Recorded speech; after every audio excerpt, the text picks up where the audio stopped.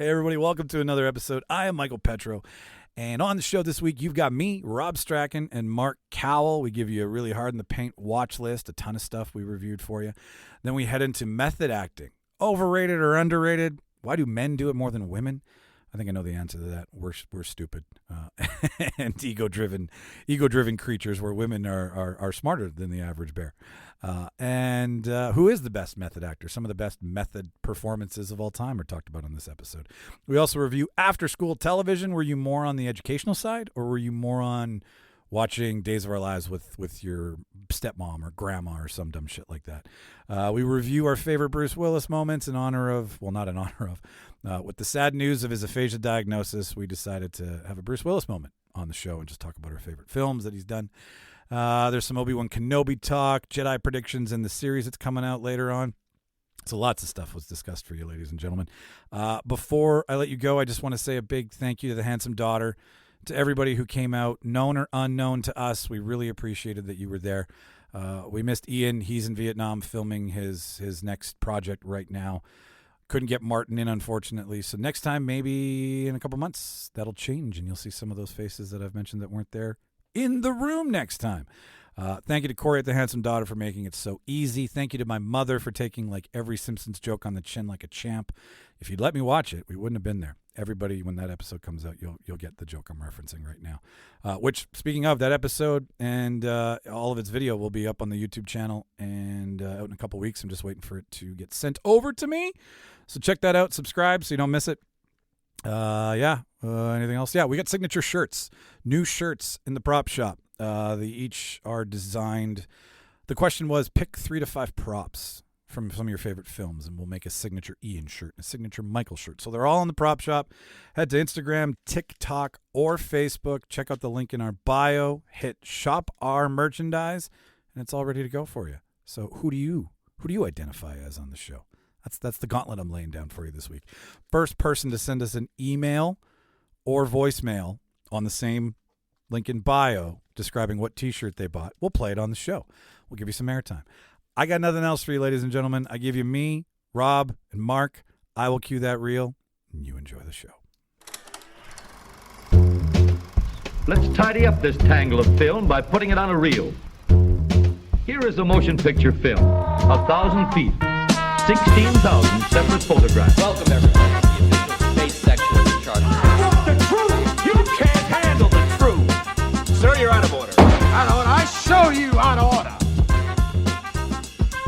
Ladies and gentlemen, welcome to another Reel Debaters production. Welcome back to the show. Welcome to where real life meets real life. I'm Michael Petrow. Mark Cowell.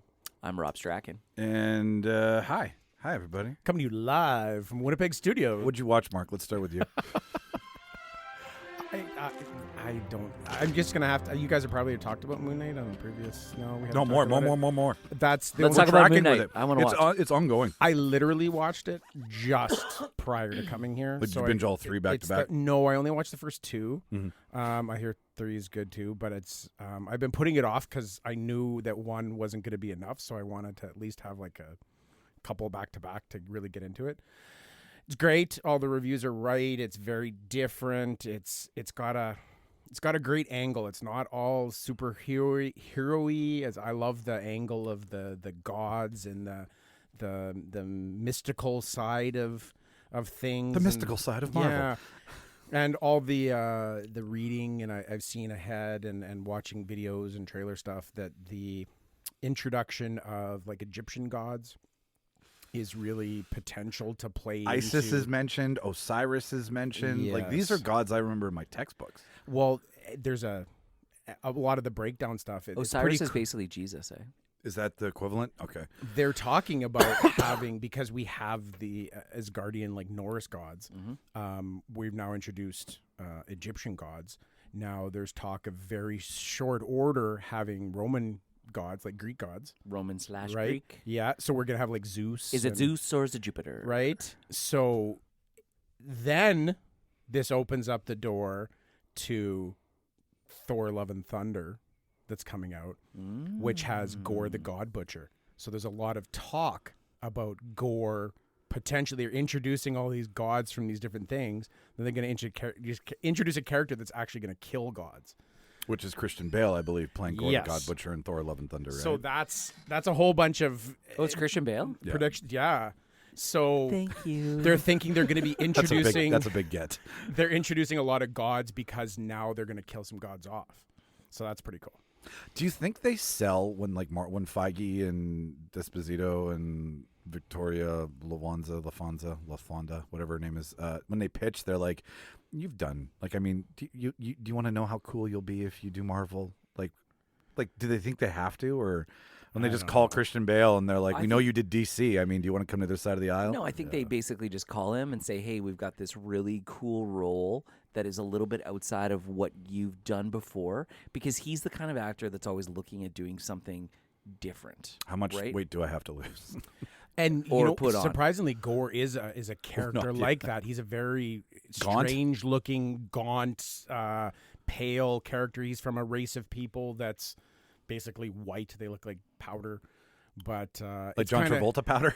Yeah, it just in really quick. Gorr basically comes from a group of people that prayed to the gods to save them because their whole civilization was being destroyed, and the gods did nothing for them.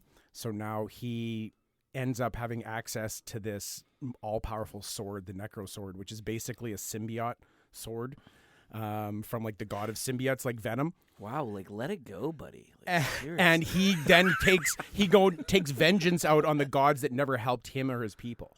So he starts Fucker murdering holds gods. a serious grudge. No kidding. Oh, yeah. Vendetta. So that's a kind of a cool character. And you, right? because of your massive affection for comic books, again, you have some Moon Knights in your. Yeah, I do. I have the whole run of the limited series Fist of Khonshu, which was the second one. I have his ongoing series #1. I don't have his first appearance was in Werewolf by Night. I don't know, That was on American Pickers the other 48 or night. something like that. Yeah. I saw an episode of American Pickers and they found that I think it went for like $8,000. So Moon Knight's pretty cool because it's tied into the whole supernatural side of Marvel. So it's sort of a gateway into like Blade's going to be reintroduced, and Blade's in Or like the how Moon It's the- Knight. kind of like Spider-Man level villains. Yeah, You know how there's so- like, you know how you have the different levels of Marvel? Yeah, yeah. And I feel like he's kind of in that Punisher, Daredevil, It is. Spider-Man kind of level of character. and you're getting Yeah, I feel that. Yeah. You know what I'm Moon saying? Knight, Blade, Morbius. Morbius. They're all, and then against we don't talk about Morbius. against Dracula, werewolves, vampires. It's that whole side of things, which is kind of cool. As a person who knows nothing of Moon Knight, as soon as I heard that multiple personality disorder was involved in mental health, I was like, "Yay! I see myself on screen." And I have bad Are mental you health. schizophrenic? No, just Okay. you know, I have, 'Cause he's but I schizophrenic. do have. Or would that be personality? I don't I have, think he has both. I think he has Yeah. schizophrenia and multiple personality, which Yeah. is dissociative. dissociative. Yes. And I have a thing where with my anxiety, dissociative identity disorder. exactly. I don't have identity disorder.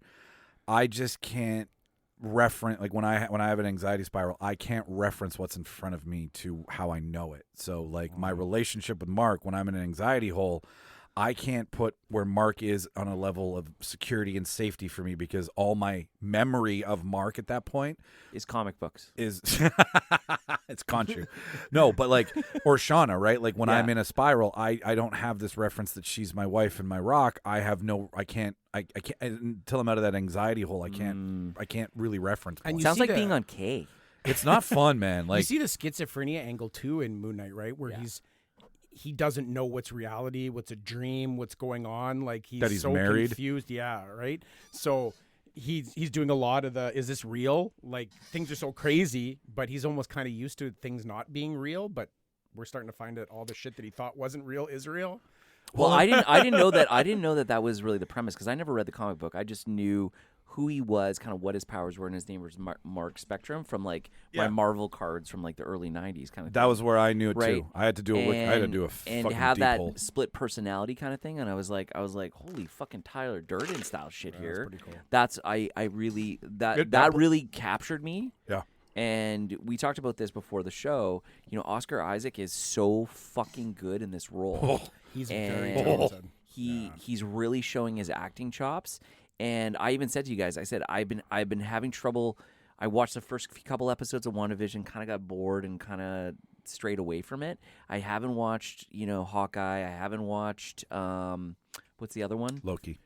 Falcon and Winter Soldier. Falcon I and haven't Soldier. watched any of those because but we've talked about this before. I've been kind of a little turned off on MCU a little bit. You were taking a break. I needed a break, right? And I haven't had the time to commit to doing that. Fuck, I haven't even watched like the second season of Mando, or Boba Fett. Give the same interest that you have for Moon Knight, you will have for WandaVision and Loki. It is all of the things that make you like Moon Knight are in all. But these I other things. like Oscar Isaac a lot. Like I That's the love, draw I for you. love Ex Machina. I love him in Dune. Inside Elwyn Lewis. He's one of the only things I like about the latest trilogy of Star Wars Poe. is Poe, man. And I don't know, man. I just like him. The positive pilot Poe. What was that movie that he was in with Ben Affleck, where they're like the mercenaries that go down to South America? the 5 something. And it had It's got what's his face from. It's got Jax from. yeah, and that was a really fucking good movie. It was. And It was a Netflix-produced I'm action brain flick. farting on it. And He's very talented. I'll bring it up. yeah, he was great in that too. Yeah, and he gets a chance to really show range because he's basically playing, like, so far, Two different 4 characters. Well, basically 4 different characters I've Yeah, seen so far in yeah. the first 2 episodes, because the Moon Knight character is different, and then Mr. Knight's different, right? They all have a slightly different. He's Steven. But like I Steven's good with clues, Steven though, with man. a V. they're doing such a good job at Do you making prefer Steven with a V or Steven with a PH?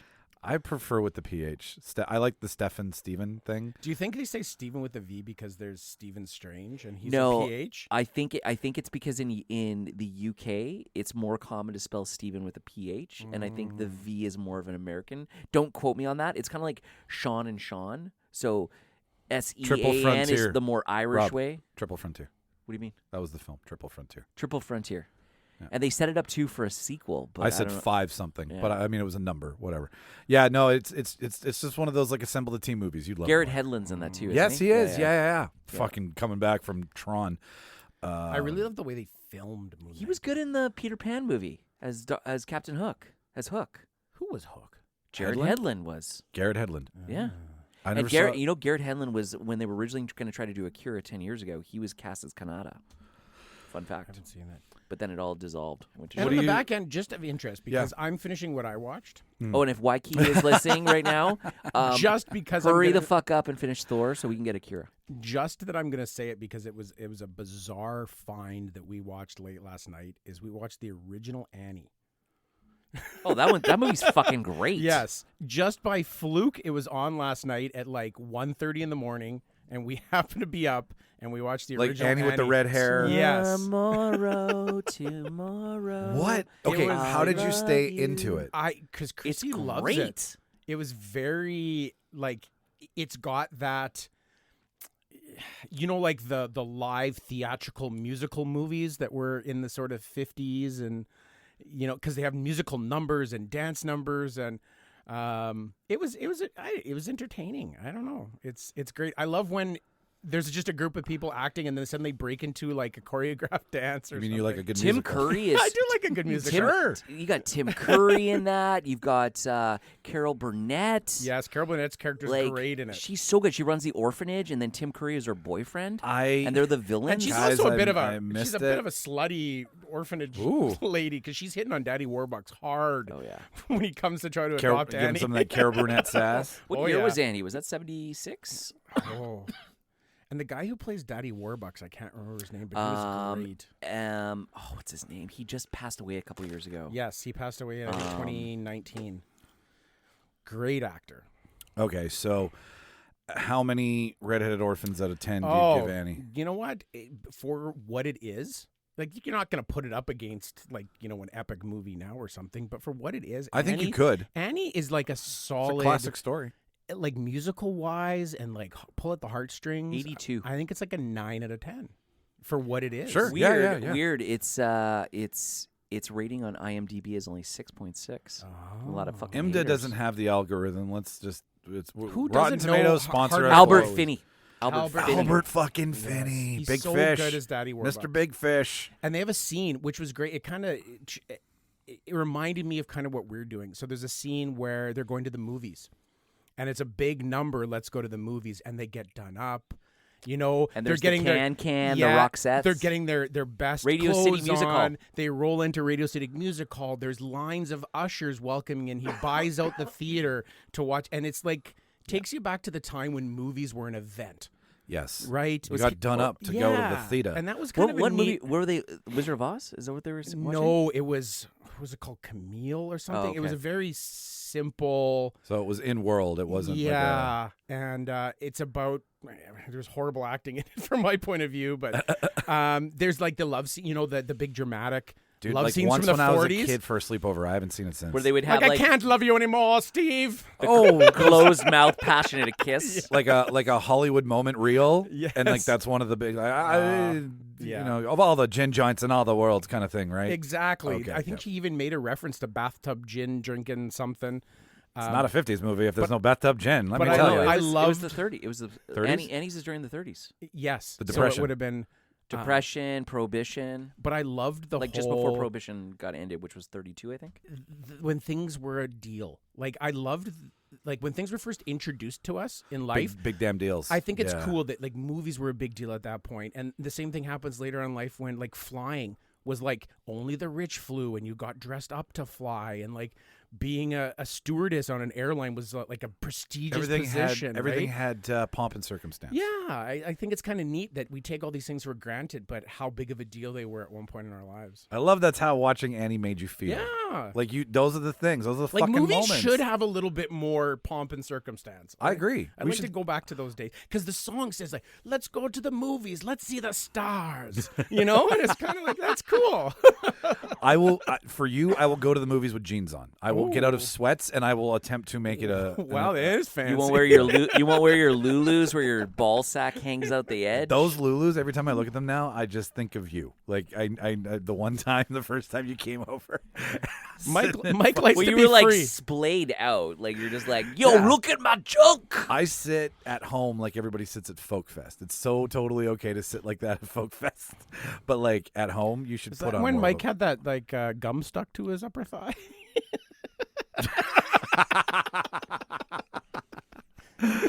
And how many how many Egyptian mummy raps out of 10 do you? You give know what? Moonknight So far, I'm loving Moonknight. Honestly, it's a different. If you're not, I don't know if you're hearing this and you're not going to watch it. If you say, I don't like those Marvel superhero movies, try Moonknight. It's completely different. The acting's fantastic. Yeah. It's got The like that action's great. It's got Yeah. that Indiana Jones-esque Totally. sort of part to it. It does. Yeah. Shauna said that. Yeah. When they're going after the artifact, right? Yeah. Like the bug. It's the, super- The super compass. cool. And is, the action is very Mission Impossible esque. Yes. You know, where you could see it being. It is. And it's not. Spy. There's a lot of special practical forces. effects as opposed to like Totally. over the top shit. Like they're just running The across. costumes, the I only didn't like that the real- donut that rolled off when they slammed on the brakes though Yeah. was CGI, or the muffin. It looked really fake. Yes, That down was the road. That was I cool. didn't did. like that. But those are that they shot in Jordan. Like when Yeah. they're not in some desert in California. was- like it was- they went it to was fun. location. They shot in Jordan. They shot in Jordan. Not in Egypt. No, I know. I can't watch. Those the show are not. anymore. That's not Giza. I think the unfortunately. cinematography was amazing with the personalities appearing in all reflective surfaces. And, you know, he had scenes with just himself that you swear to God there's like 3 people having a discussion and it's just Oscar Isaac. So It is, and they don't cut a lot too, so you can tell that he's changing mid. How many term. takes do you think that took? Oh, goodness. Yeah, You know what? I want to a say lot of for- practice in the mirror beforehand, practicing the lines in the trailer. I mean, how long ago did we get the announcement before they went? Like, I mean, we got a year at least before, like a year when they were like Oscar Isaac Moonknight, they cast him, and then in between that and now, yeah, that's a lot of. You know what that is? That's taping your lines and then looking in the mirror and Well, changing he would've faces fit- when he- you hear the English when they accent. when they announced it, they just wrapped up filming Dune, I think. Wow. And so give it 2 years in between, like start and stop at Dune, because that's a fucking It's funny that you Gigantosaurus. bring up the how much lead time we got when it was announced is that I just recently heard Thor: Love and Thunder that's coming out set a record, if you will, that it's now the least amount of time from a Marvel release that we haven't had a trailer. So there hasn't been an official trailer release. Yeah, for I know. it, right? I and it's know. supposed to be coming I just out in heard like that this week. You know, When does it come out? like in 2 July. months or something. Dude, you know what? It doesn't even need a trailer. That's the thing. Unless if what it comes- if it is even 80% as good as Thor Ragnarok, I will fucking jizz out of my pants. Ragnarok was so good. It's my favorite Marvel movie. 100%. Yeah. Well, That yeah, and the first Iron Man. Okay, we're I gonna fucking love the first. We're gonna Iron get Man. into Thor: Love and Thunder speculation with, I'm sure, the strange conversation that we're gonna have later. So what did Strange conversation. very strange conversation. Rob, what'd you watch this week? So I was going to talk about Moonknight as well. So Sure, but yeah, that's no. already been discussed, I think, at length. So I was sick for a little while. I had the vid, and Michelle and I were kind of, I was like, "What do you want to watch? Let's watch some Wes Anderson movies." So I watched like a lot of Wes Anderson movies. Which And ones? The one that was really I watched The French Dispatch, which is this latest one from 2021. It's a series of short stories that are all articles that are basically in this like magazine. It was pretty good. I like a longer romanticized story that he does though, like Hotel Budapest or Royal Tenenbaums or Rushmore, those kind of things. But I watched the Royal Tenenbaums for the first time in probably Still holds up. 15 years. Like I don't think I've watched it probably since like 2006, and it's fucking so good. His like, movies it have is so good. they have sort of a timeless character about them that they're not really, they don't age poorly. I don't find They're trapped in time. First of they're all, kind They're of set totally in. trapped in You time. don't. They don't have a time they're set in necessarily. Well, because you know. maybe there's a time, but then they're using tech that's from 30 years before, Yes. and you're kind of like, what? But the other thing that I like about it is that, he's also always trying to capture a feel or a look. And you know how sometimes you'll see a movie that's like supposed to be set in a contemporary time, and everything they show is like the latest version of what's in contemporary. But if you were to go to some people's houses right now, some people have updated their house in the last 5 or 6 years so that it looks like what a newer modern kitchen looks like. But then you go to the next person's house and half their house is still trapped in the 1980s. That doesn't get captured a lot in movies unless it's about trailer parks and stuff. Yeah. To make an overall generalization, and that's what I like about Royal Tenenbaums is it's capturing different essences of that all gets melded together into a future time. That's a trap in movies sometimes too, though. Is if you try to be too modern, it ages really quickly because technology's advancing so fast. You put yourself somewhere.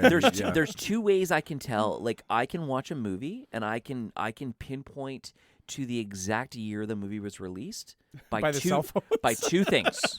By two things. One is cell phones. Microwave. No, cell phone and cars. Yes. Yeah, So those are two do telltale date you. signs for me. Yeah. The other one now is also the TVs in the different rooms. Sure. Yes. Yeah. Well, you notice what you notice, right? Coincidentally, cell phone from Moonknight. Is it flip? No, he has a Nokia. It's a Motorola Razor, the one that he pulls out of the wall. That's right. The It's one a he makes the Motorola call. Razor, And it's right? got like that's 47. Yeah, but that's obviously going to be the best fucking burner. Duh. So it's great that they're not falling into the trap. He doesn't pull out an iPhone. The only Yeah. problem, Right? only problem is I don't know if there's an active GSCM network anymore. No, I don't think there is. You GSM, fucked. No. You fucked. And she makes a comment like, "Oh, I tracked your phone." I'm like, "I don't think you could have tracked his phone because there's no GPS." Somebody that me and Martin. You could do a triangulation that. through cell, but you would have to be able to access the cell phone company. This dude I know says that The NSA can do that shit. Wes Anderson doesn't make films. He just makes worlds. Right? Like Yeah. he's so down to the building blocks of what you're in that when you watch it, like the patterns, the colors, the palette, like it's all detrimental to the plot of what you're watching in some way so that you never fall out of what you're in, right? Yeah. Like it's not come and listen to a story, it's come and experience a world. And because Steve Zissou is like, look at the tech on the boat. right? Like the helicopter they're in is incredibly dated, Yeah, it's like early 50s. right? But yet at the same time, Has like the pontoons on it. And yeah, yeah. you know, and then they've got It- dynamite, and then they've got guns, but like it bounces in and out. But the joke is that no, this world is Because I mean, it was basically it's what's the word that I'm looking for? It was basically that whole movie was him basically talking about how he loves Jacques Cousteau, right? Yes. And Oh. Jacques Cousteau is from that timeline, right? You know what I mean? With like the tiny little toques that only cover like above the ear. It And is, that kind of yeah, shit. and it's exactly that, but you never know when. You just know it is. It's Yeah. this, but Yeah. doesn't matter when. Yeah. It's just this. So you want to know how we got onto the whole Wes Anderson thing? yeah, So, how did you land there? So I actually got her to watch Groundhog Day with me. And Bill Murray's in it. And Michelle was like, isn't Bill Murray like in a lot of Wes Anderson movies? He's a And Wes I Anderson said, darling. he's in every Wes Anderson movie. He's Yeah. been in every single one. He's in Darjeeling Limited for 3 minutes. Yeah. And it's the best opening sequence that has nothing to do with the plot that I've ever seen. And he's in it just because. Well, he's in one scene at the very end. We watched the Darling as well. Yeah, we watched Groundhog Day, and she'd never seen the whole thing. And at first she was like, oh, that's the guy from Schitt's Creek, because Chris Elliott's in it, right? And I stopped the movie at one point. I said, when he was You mean Woogie? yeah, Woogie, when he's doing the ice sculpting. Right? Yeah. And I paused it for a second. I said, Michelle, I just want you to think about this for a second. I want you to think about how many times he has relived this day, that he has become a master ice sculptor, which would probably take somebody practicing every single day for 20 to 30 years to perfect. That's how many fucking times he's done the same fucking day. Right? And when I put that in perspective for her, she was like, whoa. Have you heard the theory that I can't remember the actor who's the insurance salesman that's trying to sell him? Yeah. That he's actually the devil, and that's like the reason he's trapped in this thing is that the devil's trying to like sell, like buy his soul from him. Like there's this whole like bizarre theory behind it, and it's not until there's an interaction with them where he agrees to like buy the insurance that he snaps out of the cycle. Like there's some bizarre. I'm getting probably quoting it wrong, but it's a strange. It's kind of a cool thing. I like it. That's Listener, kind of cool. leave a voicemail if you know this. Head to our little voicemail thing, link in bio on Instagram, Twitter, or Facebook, and let us know, and then we'll read it out the next time Mark is I on. love that actor too. I don't. I can't remember his name. The tall guy with the glasses. Oh, he's so good in character. I acting. love that premise though of the day repeating itself over and over again. Like the Palm Springs movie. Like I didn't even know that was the premise. I just went to watch it because it was an Andy Samberg movie, and then all of a sudden start watching it. I was like, wait a second, this is the premise. I was like, this is amazing. It's very much a soft reboot. Or what's the Tom Cruise one? The World Day After Tomorrow. Day After or- Tomorrow. Fuck, I love that Or fucking wait, movie. no. The Edge of Tomorrow. Edge of Tomorrow. Live, Die, Repeat. Is That's it called now? Yeah. Well, Yeah. what's the working title? Yeah. Let's just rename a movie 12 years after it's been out. Fuck. Well, it's a way better fucking What I movie. way liked better about title, the yeah. Palm Springs was that they added the other person who's trapped with him. That was a cool. J.K. Simmons. Yeah. So, out of all of the Wes Anderson, how many did you watch? Tenenbaums, Darjeeling. What was the other one you watched? Royal Budapest Hotel? Royal Budapest. The Royal Budapest French Dispatch Hotel Dogs. French Dispatch. Out of all of those, I mean, I love the Budapest Hotel. Like, I love that movie. I've seen it so many times. Ray Fiennes, fucking love that guy. F. Murray Abraham again. Yeah, right. But Royal Tenenbaums is really good. I forgot It how is. much I liked it, but I still think I like Hotel Budapest. I still think that's my favorite of his. I think the Tenenbaums lives on Mm-hmm. because awkward family moments, dysfunctional family is Ben timeless. Stiller's so fucking good in it too, and Luke you know, Wilson, you got Gwyneth Luke Paltrow. Wilson and Owen Wilson and Bill Murray. and the one thing I forgot I love so much about Tenenbaums is when they go into Owen Wilson's fucking apartment, and there's that picture, and they're all on those ATVs with those weird fucking masks going. Yes, yeah. and I was just like, oh man, I just want to drop acid and stare at that fucking artwork for hours. It's perfect. Okay, so how many Ironic typewriters. Yeah, there you go. Perfect. Out of 10. Do I give what? All the movies? No, the Royal Tenenbaums. It's like the one I would give it an 8.5. Yeah. Yeah, I like that movie a lot. It's great. What the fuck? I didn't even. I forgot how clever it is. They're just timeless pieces of awkward conversations. And I mean, I like all Wes Anderson movies on some level, but some of them just don't have the same continuity of flow.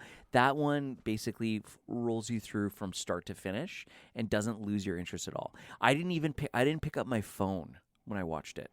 I love that you always mention that. That's your barometer. That's my barometer. Yeah. So if I'm so into the movie and I don't pick up my fucking phone, right? Job well done. Or maybe I pause it just to check one thing on IMDb, which is different. But as soon as I pick it up and I start doing an infinity scroll on something, then I'm just like, I'm not actually that into the movie. Yeah.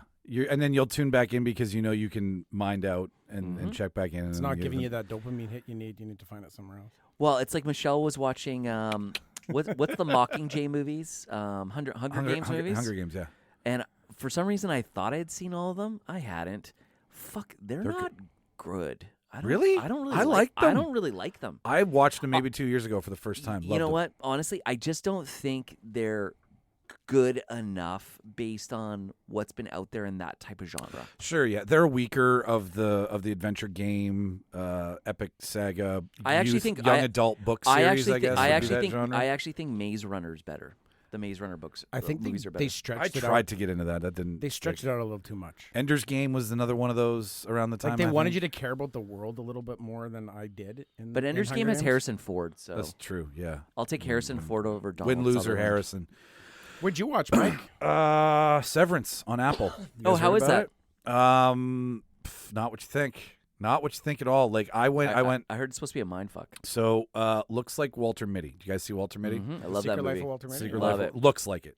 So it's got the same look and feel and filter. Because Ben Stiller directs all episodes. Ben Stiller directed Secret Life of Walter okay. Mitty. So Ben Stiller's very rich in tapestry with color. He almost gray tones things, Yes. but then punches certain palettes. It's a new way of watching color on film, and it's very fun to watch because it also dates it too without dating it. And this is a company called Lumen that you work for, and Lumen has. Are they illuminating?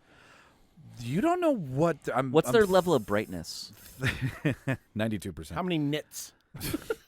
Okay, screen junkies. How many how many candelas? I don't see the world in pixels. You fucks. How many candle meters squared? Adam Scott, Jonathan Turturro, Christopher Walken is guesting on it. I can't remember the name of the lady who's in it, but she's brilliant too. There's a guy who's been in a bunch of different HBO comedy I got a shows. fever.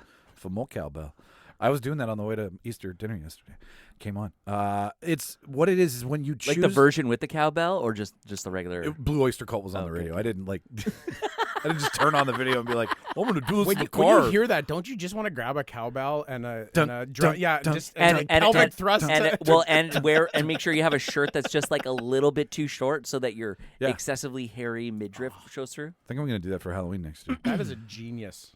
Anyways, back to Severance. So you choose to work for this company, and this company says you're not allowed to know what goes on at work. So they implant a chip in your brain. Oh. Work you doesn't know home you doesn't know work you. You have been severed. Hence, Severance. Oh, thanks for ruining the show. Well, no, that's first episode 20 minutes in. Like, that's the plot of the show. And they're very obvious about it. What you are not obvious about, Mr. Show, is why David Cross, Bob Odenkirk. As soon as I said that, I said nobody in the room's going to know that. Well played. You find out. Do you know who you're talking to? I know. There's nefarious things going on at Lumen, and there's a reason why you've been disengaged. And it almost sounds like Paycheck, where they he does the job and then they clear his mind. Anyway, very similar to Westworld, where they wipe the hard drive and send it back out for more fucking, and except in this case, more fucking and killing, more cum dumpstering. Yeah, seriously, man. I'll show you the blueprint after of what Westworld looks like. They show the 7 steps of what a fucking body goes through. It's just like herding cattle.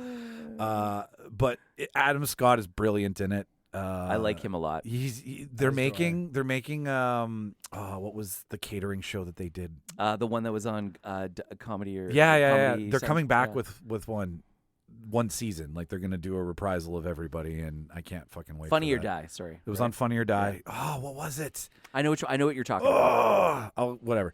Point is, watch Severance if you've got Apple TV. If you don't, whatever, find a way to do it. If you don't have Apple TV, just pay the fucking $6 to It's watch so this cheap. show. Yeah, no. I got an upgrade with my phone, so they gave me 3 months of Apple TV. And Apple TV has done some learning. They've made some better stuff. I think I might stick around a little longer. I want to check out the Foundation that's on there. Jason told me it was kind of weak sauce. Yeah? And I mean, for a guy that's read the Foundation stories, and I'm a big Asimov fan. Okay, but so I want to give it a go because it's got what's his face, Lee. from Chernobyl. No, Lee from Catch. Halt, Catch Fire. Halt and Catch Fire. Lee Pace. Lee Pace. He was also in Point. the Hobbit movies. Yeah. Yeah. Watched that last night too. Thought of you. Animated original one from '77. No, Smog.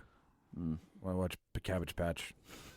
Crawl around. Point is, have you seen that? Just on one. Sure, note, yeah. Have you seen Benedict Cumberbatch acting out? yes, Smog? I've seen the clip. Fuck, is that amazing? He gets right into he's a dragon. Oh, Be really? a dragon. Oh God, he's got all the the Snarl. balls on for the motion tracking. Oh, that's cool. Oh, it's super. But cool. like he I like gets- how they take that the emotion and like movement of his face and then put that onto the animation.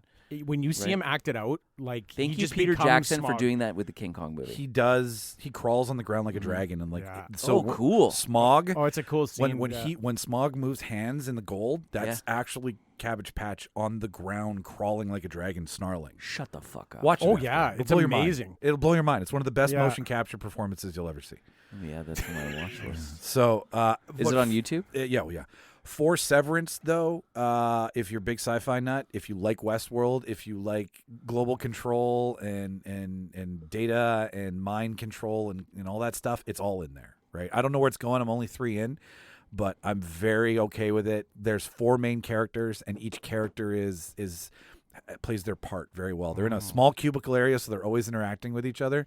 And the great prop is, you know how you've got your cubicle separators? Yep. These are the spring-loaded ones where you can be like, excuse me, I don't like what you're saying, and then you just go boop, and it pops right back up. Oh, that's cool. So there's a lot of, like, that's a gag that goes on in the show.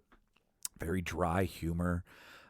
Perfect. It will pull you in. They're hour long. Is it weird? It's weird. One season. One season so far. many episodes? Renewed 8 or 9. Can I ask you a question? Is Yeah. it as weird as that? Do you ever see that short little series that was on Netflix with? Why am I brain farting? Chubby guy, super funny, in the 21 Jump Street show. I know who you're talking about. His glasses and a big beard, right? Money. He's in Moneyball. Why am I brain farting? Oh God. He's in all No, the no, Avatar movies. Why am I thinking? Why? Moneyball. Why is it like in Wolf of Wall Street? Oh, Why am I blanking on his name? Jonah Hill. Jonah Hill. There's a show with Jonah Hill and Emma Stone. Yes, it's very like that. It's just fucking weird. Maniac. Or Maniac, Or yes. the other one is the one with Siegel. no, not the one with Siegel. I'm the one with Vampire Man, never ages, Ant-Man, Paul Rudd. where he's like getting his body duplicated. Same thing. Like it's just weird like that. We don't know what we're talking about, but we Yeah. know what we're talking Yeah, about. yes. This is how people speak movie, everybody. Yes. The thing. Yeah, no, I know I what know, you're I'm like, talking about. I'm sorry, guys. I'm a few days Dys- post COVID. okay. My brain's still not working. 100%. Dystopian, Yeah. sci-fi, mind control With weird humor. with weird humor. Yeah. Watch Sounds it. right up your alley. And an hour long, and they pull. It's slow burn. Slow fucking burn. So, like, I Will would. Michelle like this? Yeah, I think she would. Okay. I really do. And I also tried Open Range with Jonah Hill, not Jonah Hill, with Josh Brolin. Now you're gonna say Jonah Hill for Yeah, every everything, person yeah, today. Jonah Hill. Jonah Hill's my favorite method actor. Jonah Hill should be in Marvel. With Josh Brolin. It's a Western sci-fi on Prime. What's it called? Open Range. It's on Prime. It's on Prime. I think it's a miniseries. It's about a family Fuck, in Prime sucks with recommending shit, eh? They do. The Like algorithm it doesn't. I don't even think it has an It's algorithm. hard to find stuff on It's Prime. just like It's hard to find another intrusive Netflix, is what you're really saying. Yeah. This is what you should just watch. doesn't track you me the think way I- this is number one. Doesn't track It's me what the we way I think like to be that- tracked. I want to be tracked by AI. Yeah, it doesn't. I hug need me. I need Bezos. If you're listening, make your shit better. Like you're really good at recommending me things to buy, but not to watch. So big recommendation, Mike. Yeah, both. Yeah. Both. Do Severance and do Open Range. Open Range is like, okay, so there's this family of cattle ranchers, and they've had a huge thing happen in the family. There's a death of somebody who you kind of are learning about, but you don't know who yet. Anyways, Jonah. Fuck, you're right, Rob. Josh Brolin. Thanos. Goonies. Thank you. Yeah, almost Batman. Actually, I read an article that it was Batflick or Bat Rollin. Or Brolin, actually. It could have been either or at one point. But Josh Brolin is this cattle farmer, and he goes out to. I hate to say it. I think pastures. Affleck was a better better choice. fit. Yeah. But he goes to this giant hole in the middle of his property, and it's like another world. Okay, And don't it's- tell us anymore. That's it's- all I need to know. But I'm he, sold. He references Egyptian gods too. Oh, So cool. I love anything to do with Egyptian gods, Right? Because I love the pyramids. big dog heads. Yeah, they were obviously built by a civilization that predates our own. They're a fucking Debate me. well ahead of the time. So I would give. If you haven't researched Younger Dryas, do it. I would give Severance 8 left hemispheres out of 10. And then which is the one? What's his creative side? How many control deletes do you give it? Hard wipes, resets. An 8.5 resets out of 8.5 permanent shutdown. So Factory reset. Factory reset, yeah. And for open range, like right now, 6 out of 10 cowboy hats. I'll give 6 open out of range. 10. That's not a very good score. Well, I'm like 1.5 episodes in, so I can't say much. But I will finish both. yeah, but and based on never you report being on them. 1.5 episodes in, you're only giving it a 6 out of 10. Well, yeah, because it's not giving you a lot in the first episode. This is going to be one But of is those. that like, intriguing to you? That's not giving you a lot. Like it's pulling you in to want more. Yeah, So shouldn't it deserve a higher score than 6? yeah. Sure. Before we're off this topic, I would Yeah. be remiss to not bring in one from Chrissy. That Yeah. she doesn't watch a lot of TV, particularly not anything scripted. She's a huge reality true crime fan. Yeah. That's why our partners, all of them, I think, watch a ton of fucking reality. So this one got her because she knew the true crime story from a podcast. Oh. And it was on, was it Showcase or something? There's something about Pam. Okay. So So good. We watched something about Pam. So and did we. She loved it. And the character is why is the actress name Renee Renee Zellweger. The character. Oh, is that the one where she's really ugly? Yes. Yeah. But the character. No, sorry, it's Jonah Hill. Yeah, Jonah Hill. Oh, that makes I perfect fucked sense. that up. I knew it. She looks so over the top weird in it that I'm like, oh, she's done a shitty job of like whatever. And then they showed the actual woman that she's playing, and she looks fucking identical to the actual woman. I'm like, freaky. oh, never mind. The woman just looked that weird. Talk And she about it. sounded No, that talk weird. about it for a second. It's basically this fucking lunatic woman that's obsessed probably with money. I'd imagine in I the think end. that's what money and control is what drives Yes, her. very controlling woman Yeah. who was controlled, I think, as a kid, and now she's got control back and wants to control everyone in her life. But anyways, does some crazy shit in this small town. There's fucking murder. There's the Insurance scam. the most unbelievable bullshit cover-up attempts that you can't imagine that somebody would actually think would work to cover up on one murder with another murder. But very entertaining. Renee Zellweger's good in it. Good supporting cast. Fun, true crime-esque angle with a certain humor because it's Blumhouse, right? It's Jason. You're right. It's BA. It's BH Right? Productions. So it's serious topic with that humor twist in it. Well, and it's also that like we love watching idiots get caught moments right now. Yes. Right. Like it's feeding off of like Tiger King really opened up. Like if the scripted feature of fuck, I've got more too actually. Do you think Tiger King would have been big if it wasn't for the lockdown? No. No. But the show about Tiger King, I'm watching it. the one with Kate McKinnon, Is amazing. that's the same sort of feel, right? They kind of overdo it.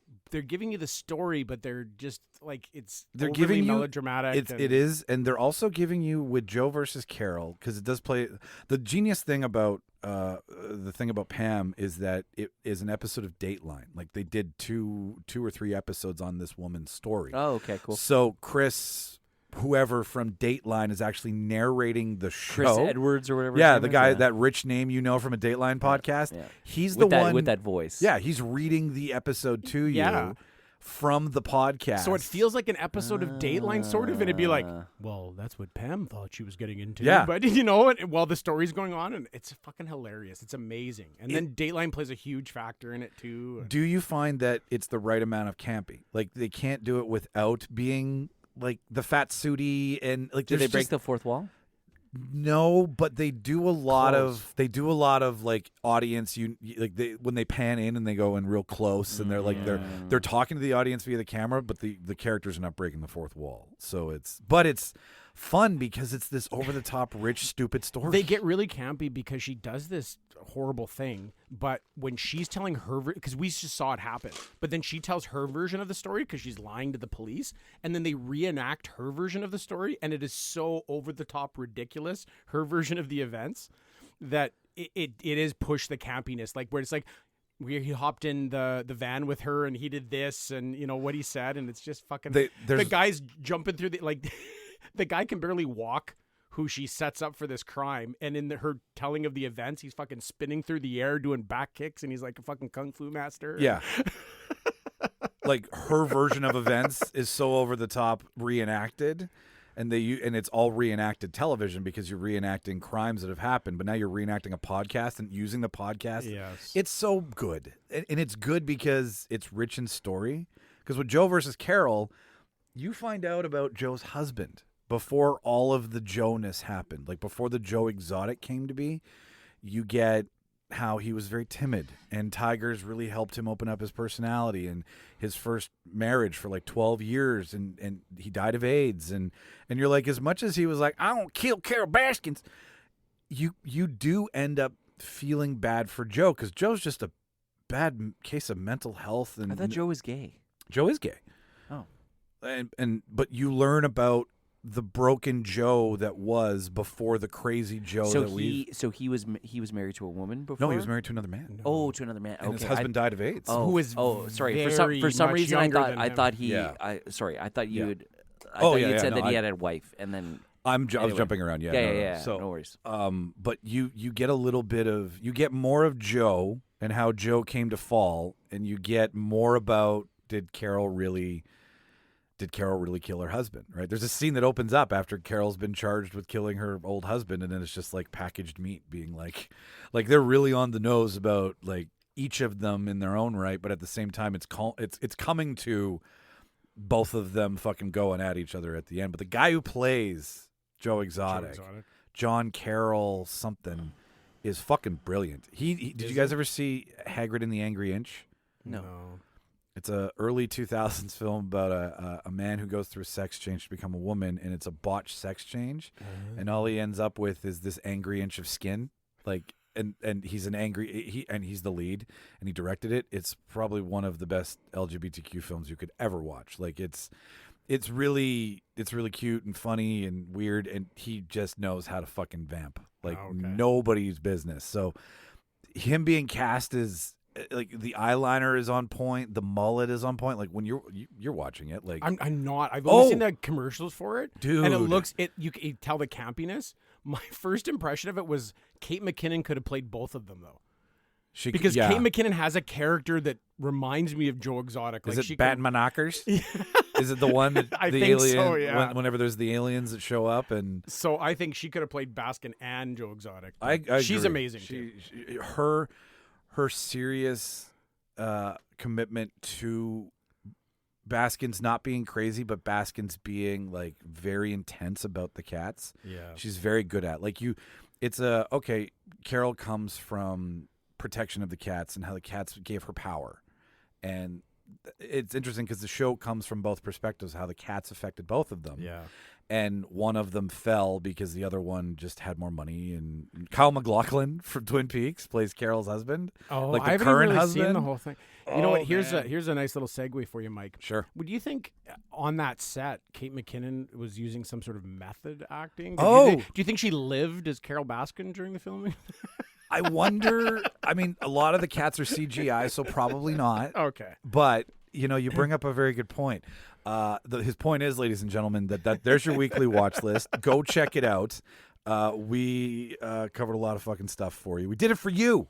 So go listen to it and leave us a voicemail. Tell us what you think. Were we right? Were we wrong? Yeah, right. Where do we land on Carol Baskins? Did we waste 6 hours of your life? Yes, exactly. Are we responsible? Hey, it's still fucking shitty out. Whatever. So, anyways, yeah, Mark has a very good point. We have a couple things on the docket this week. We're doing a real talk for you, ladies and gentlemen. So no debate. And that's inspired from your Annie, right? That's where that accent came from. That reminds me of there's an SNL skit where the girls are the cafe talk or whatever. Coffee talk. Coffee talk. Yeah, yeah, It's like Bora. yeah. It's like Buddha. But that's You like more talk about but coffee? that's more Queens. Yes. And I believe Annie takes place in Bronx or Brooklyn. Which one of the bows? It's not Queens. I think it's Bronx. I think it's the maybe? Bronx. Yeah. There was a reference to it during the movie. Okay. Yeah. I will check it out. I mean, I know Ian gives me shit all the time. He's like, every time you say you're going to watch something, you never fucking do. And I was like, good point, but I will try. So with that said, you mentioned something method. Is Kate McKinnon living with cats? And this has been in the news in the last, I think Mads Mikkelsen was where I picked it up and was like, this is a good thing to talk about. So we should talk about it. Because it really is, it gets tons of fucking respect when you find out about it. But then there's the dark side of method acting. So for listener, if you're not as well versed in these terms as we are, that's totally fine because you all have your different level of fandom. Method acting, for the layman out there, that means that you encapsulate the emotional presence and conscious of the character. Like you basically become the character and you don't break Yes. at all. Right? You don't break when you leave set. You don't break when you go get your coffee. You are Daniel Day-Lewis as Abraham Lincoln at the mall as much as you are behind the camera. And the thought behind this would be that when you go that deep into the psyche of a character, it's not authentic when you pull yourself out and go back in. And I think that's what method actors tend to. Yeah. They want to get so deep into the character that they couldn't pull them. They can't just turn it on and off. I feel like the perception is sometimes too is that it's almost conceived as being like a douchey thing. Yes. Right. But if you look at some of the guys that are great, like Daniel Day-Lewis, I think he's the one who he's comes the to one that mind comes to for- mind. But I mean, fuck, that guy has done so many roles where you're just like, holy fuck. Yeah. But again, not every time he does it is it method, right? It's not every single time. Yeah, like My Left Foot wasn't method, but Lincoln was, right? Lincoln was for sure. I don't know if Gangs from New York was. I don't. Gangs in New York was too. It was as well. Because he got sick on both. But and what about refused medical In the treatment Name of? In the Name of the Father? Yeah. I don't know. I don't- That's the IRA one, right? Yeah, I don't know if that one was. But that's a great fucking role, man. Daniel Plainview, There Will Be Blood. I don't Yeah. know if that he is the Nines. I think one of his last films. He wasn't like being a dressmaker. He didn't. There's. Is he officially quit acting now? Yeah, I think he's still. So he's just a cobbler. That's what he says. He's Yeah. just a fucking cobbler. Yeah, That's cool. but like maybe then his next film will be about the life of the most famous cobbler ever. Maybe he's researching He's doing the fucking 7-year research. the long drawn out, Oh my This is the long con. the long game for He's sure. gonna come back and be like, Well, it's gonna be like when Joaquin Phoenix, remember when he went all crazy Where he from wore Walk the Line? beard and wore the line and all that, but really it was actually to make a documentary. The I'm Not Here documentary Yes. with Casey Affleck. Yes. Well, okay, yeah, the great. Like he's literally at the top of his career, and then he's like, "Fuck it," and I mean, he's back. I mean, he's fucking amazing. But wouldn't Joaquin? He's in method. Like I think he did it for Joker. He did do it for Joker. He also did it for Walk the Line. Like Yes. his alcoholism apparently kicked back. I mean, and to be fair here, there's Nick Cage too, man. what women? There's women that have gone method too. It's just, you know what it is. Here's what's interesting about it, because the majority of those who do method acting are men, and the questions come up where it's become pretentious and it's allowed people to get away with shit on set that you normally wouldn't be able to get away with because you're in character. I mean, Jared Leto on when he played the Joker for Suicide Squad. Can I ask you a Did he question? really though? play the Joker? No, on camera, there's shots of it. I don't know how much we'll ever see. It's interesting. Oh, sorry, go ahead. No, go on. I was just going to say it's interesting when you say that, because that role everybody seems to go method when they play the Joker. right? Yeah. Heath Ledger went super method for it. What's his face? Heath in the new Ledger, Dark- he wrote fucking diaries months Right? leading up to the He role. lived as the Joker by himself, which probably led to his demise. Yeah, maybe, possibly. And Joaquin Phoenix did the method for there. Jared Leto, something about the Joker character lends itself to Well, method because acting. Jack Nicholson definitely did not. Yeah, Jack Nicholson just walked on set. Jack Nicholson as himself is but- more Joker-esque than the Joker. So is everybody wanting to be Can- Jack Nicholson? But can I ask you guys a question? Like, is being a method actor and having to live that role 24/7, is that actually a reflection of not as good of an actor? That's interesting. Because, and let me argue it, if somebody can go just I've turn heard it this. on Yep. and fucking do this fucking amazing portrayal of that character On and off. in that Yeah. movie, and then turn it off and they're just their regular self, joking with the fucking crew, having a fucking latte, and then boom, right back into that fucking role effortlessly and banging shit out, lines out like nobody's business, I would argue that's actually better than the method actor. I see your point there. Yeah. I have heard By that the true argument. definition of what the profession entails. Yes.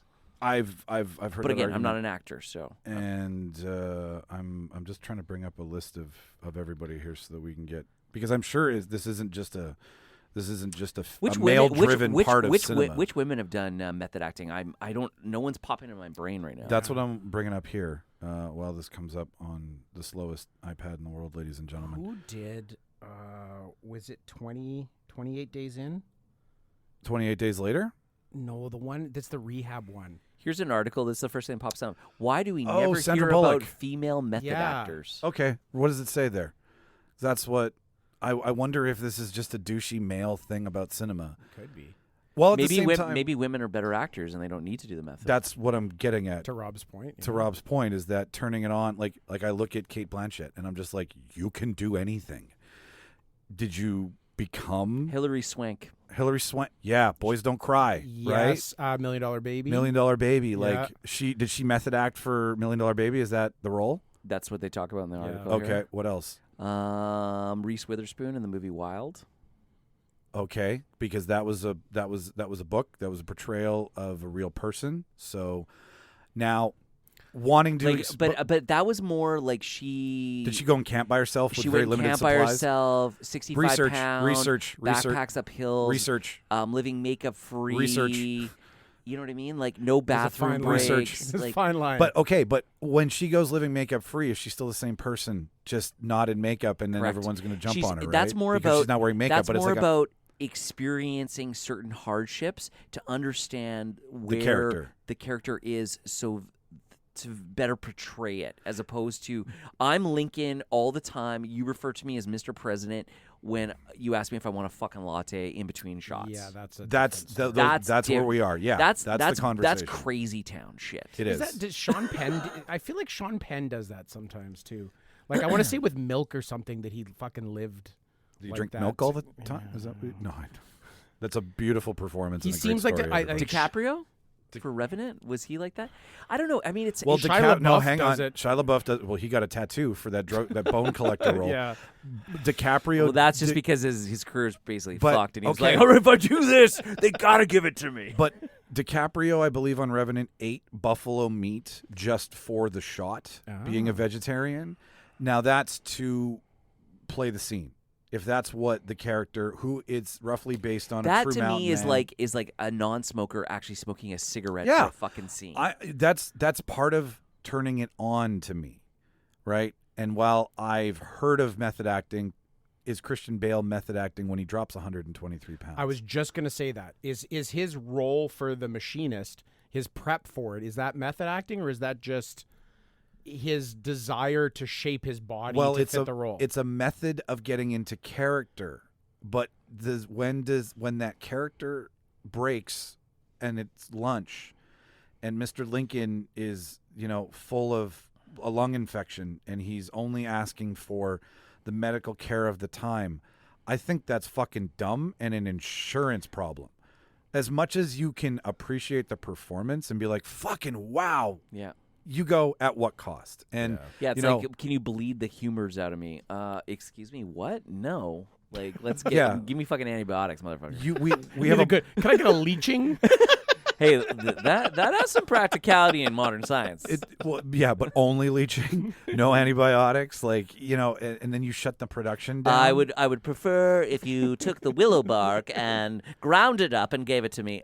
Could I just give you an aspirin? No, I need the salicylic acid from the willow bark. Do you know what's funny? Do you know what I see? I see a short list of talented actors who are female who just research roles. It's not method. I don't think any of that's method acting. I think Hilary Swank going to the gym, living like a boxer. I mean, I think there's a acting. spectrum of what method acting is, but I mean, if we're trying to do the box, I feel like we're doing the box of you're in that character all the time. Well, we can talk about it all, but that's what I yeah, think where this all started. Totally. Yeah. What about like G.I. Jane? Did she shaving her head was and that? she- Yeah, but well, that's just getting fit. That's no different But than. I don't know. I don't know the that's- inside. She did a few weeks at Did she go to boot camp? She went to and- Buds. Yeah. Yeah. But But again, that's prep. that's prep. That's Well, no, getting. but she went to Buds. She went to Miramar. Yeah, guys, like that's Okay. prep. That's no Yeah. different than oh, I just got cast as fucking Captain America.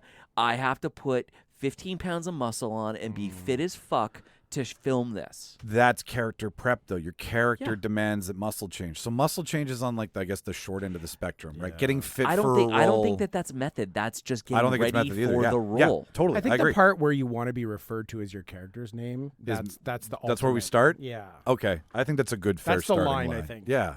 And Where then you give up yourself. Yeah. Where In place of- where the associate producer that gets you a latte goes, "Hey Daniel, what would you like?" And he's like, "That's Mr. President."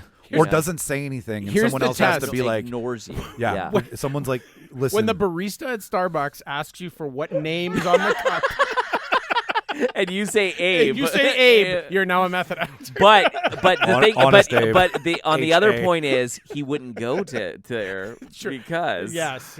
like did Daniel Day-Lewis require like he couldn't take a car to the set, like he had to be like Horse and taking buggy. horse and buggy and shit. Yeah. Did he really? I don't know.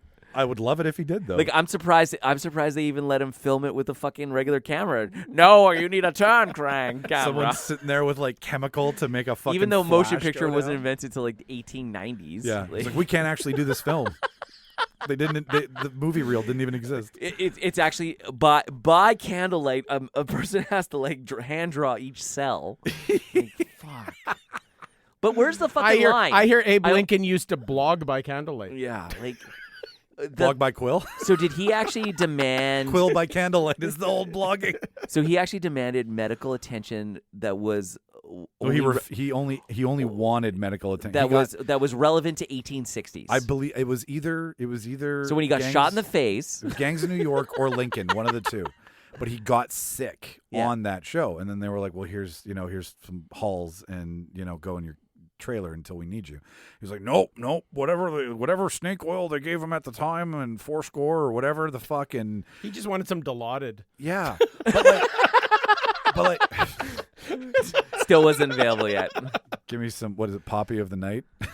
Yeah, or Right. like in the Nick. Yeah. Yeah. It's the opium den. But like that to me at the same Go do time. some opium. But have we Go ever? chase the dragon. He either D. Lewis has a fucking wicked PR rep who knows how to hide shit, or he just does it for character. Like if there was ever a moment where he would be a dick, I'm pretty sure we've heard of it already, right? He's been out of Hollywood long enough. You can start to tell tales out of school a little bit. So and we have never heard anything. So Daniel Day-Lewis Gangs is in New York is great. but he's that proper actor, right? He's proper fucked, Yeah. right? He's not just like Yeah. he comes from that side of the And I pond. feel like the He's- method didn't come till later in his career after he'd already established himself to Yeah. a certain degree. Yeah. where like he wasn't Last of the Mohicans. He wasn't scalping people. He wasn't right, like or like at least a dummy, right, or whatever. You know what I'm saying? Like, Yeah. That's early in the career, but at the same time, I think he was just like, I'm going to experiment. Mm-hmm. And he played with the method acting style, and I think everybody does at some point, right? But like, it's how much do you do it? But I also think Daniel Day-Lewis doesn't do it for every role. no, he doesn't. That's Right? the So thing is, he do picks I an- need to? In your research in this, Mike, did you find like somebody research? that was well? You kind of do your little where you got inspiration Yes, from. yeah. He did a Google search and read the top Yes, two exactly. articles. Was there the ad them do it for us. suggested by Google? Oh, there's a video on Collider. Let me watch this. Shout out Is there to somebody Screen that- Rant, Looper, IMDb, Rotten Tomatoes, And Collider. Variety, Deadline, Collider. Ain't it cool? Ain't it cool? Crap.com or whatever the fuck it is. Cracked.com. Go on. Big fucking robot. Shots fired. Yeah. Did they identify like? Did you see like a list of method actors? Is there There's anybody that we're there's forgetting? Always, you know what? I didn't bring up a list, so to speak, because I wanted to see who I'll look we, it up who we while you kind of guys are go to. talking. Yeah, but thank you. There is that list. I kind of like I said, I stayed away from that list this week, but it's gonna be my. Let's guess, Mark. I'm gonna put Christian Bale on that list. I'm gonna. Okay, put so Daniel here's the Day-Lewis the on. list that pops up when I Google method acting actors list. What did sponsor Google Ledger too. tell has us? Gotta be on. Ledger's got to be on. Okay, there, so it says De Niro, yeah. Ooh, yeah, Raging Bull. Daniel Day-Lewis, Sure. Marlon Brando, Yeah, Heath Ledger, yeah. Adrian Brody, For Brody, yeah. Piano. pianist, But now learning to play a piano, and playing for Dustin Hoffman, for Al Pacino, Dustin Hoffman for what? Marathon Man, For Tootsie. Tootsie, obviously, Nicolas Cage, Jim Carrey, Joaquin Phoenix. Does Nicolas Cage get it for Leaving Las Vegas? Leaving Las It's Leaving Vegas. Las I gotta Vegas. think. Yeah. Yeah. I heard he pretty much. I heard he was drank- drunk on set. Yeah, drank himself to death. Oh, and Peggy Sue got married because I guess What I want to know was Elizabeth Shue also method acting in that. I think you know what? Forrest I Whitaker, believe there's Tom an article of her Hanks. researching Natalie prostitutes Portman, too. and Natalie Portman for Les Mis. okay Oh, and Vendetta. when she shaved her head. Yeah. Now see these I feel are like Black Swan would be sort of a method Shia acting. LaBeouf, Kate Winslet, Charlize Theron, Jack Nicholson. Charlize Theron. There's like with For- Monster, yes, Oh yeah. right? yes, Yes. But like look at so But is method gaining and losing 30 pounds? Is that method? But did she do more than that? Did But I she guess it actually is on take a on was level. the she persona? what is it, Aileen Miranos or whatever her name? There's another documentary about her right now that just Because I guess popped up. I mean, if you don't want to put 30 pounds on, they just put a fat suit on you and makeup. something about Pam, prime example, right? You But know? what I think, okay, so in Like, these cases, like I really wish Brad Pitt had method acted, like aging backwards, like better, like. I would have been Like I great feel if, like he just took the easy. if Pitt method acted in Snatch and just talked like a She fucking fucking is, pikey for like 2 months and Hey, nobody fucking A, understood she him. fucking Well, remember I'll when bring up- I'll remember bring when up the Brad Pitt was supposed definition. to be in The Fountain, in Aronofsky's The Fountain, and he had grown that that giant fucking beard. Oh, I don't remember. And that. then last minute he dropped out to do Troy and then shaved it so he was all clean, and then that's when they got So just for Hugh Jackman. everybody in the room, a technique of acting in which an actor aspires to complete emotional identification with a part based on a system evolved by Stanislavski, some Russian, and brought into prominence. Stanislavski, yeah, I think you're brought into prominence in the U.S. in the 30s. Method acting was developed in institutions such as the Actors Studio in New York City, notably by Elia Kazan of New York City. and Lee Strasberg, who I've heard in Yeah, conversation. his list Yeah. was on there too. His name was on and there. is particularly associated with actors such as Marlon Brando and Dustin Hoffman. So Stella. right, like but I think Is that right? I think you can. Streetcar named is. Streetcar Yeah, Named yeah, Desire. yeah, I I could have been a contender. I think you can compartmentalize aspects of your performance.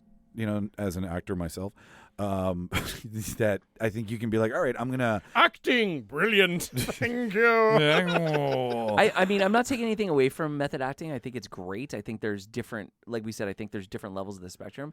But I think the we keep coming back to the Lincoln example because it's a little fucking nut job. It is, and But maybe he got permission or talked to Spielberg in advance of filming this, and that was an agreed upon thing that the producers agreed upon, that was the plan. hey, if it's in the contract, and everyone on the crew kind of had that expectation going in. Do you think that in that case with Lincoln, the experience of the way that people treat you is part of it? Because Lincoln was such a figure in his time. So you want it to be like on a pedestal, like So maybe it's be not, treated yeah, presidential. maybe it's not like losing 80 pounds to be the machinist or whatever Bale did, but maybe you needed to live with people treating you a certain way Oh, in order thank to you, Mr. gain that President. experience, Yes, Mr. right? President. Because that So builds a celebrities certain- already don't get that? well, Daniel- not but not Daniel hey, Day-Lewis. Daniel right? Day-Lewis Yeah, that's is true. not a celebrity. He's by very any means. pious, right? Yeah. Daniel Day-Lewis is one of your last working actors, right? Like it's the part, Like, it's he the takes the role, and then I'm- subway. like yeah, Yeah. but like fuck But off. so does I'm, Keanu. I'm done with your industry when I'm done. Yeah, right? yeah. He's very Orson Welles, right? Like I'm done with your fucking bullshit. Is he going? So does that mean Daniel Day-Lewis's last acting gig will be a voiceover of a Transformers cartoon? Yes. No, it is. It is. Yes! He did do it on screen. So really, his method acting in Lincoln might have just been acting like all the prima donna actors that. How can I that be as won. How can I be as important? all that he hasn't done with his level of celebrity? Maybe he was acting on how to method act on how to act in the role of being Lincoln. I can't go that deep, man. I need Leonardo DiCaprio here if we're gonna go that deep in Inception. What about what's her name there that just did Diana? Kristen Stewart. I wonder yeah. if she sort of did a little bit of methoding there. You know what? And here's the thing. Like just talk with a British accent nonstop for Yeah, months. just that. Saw it, loved it.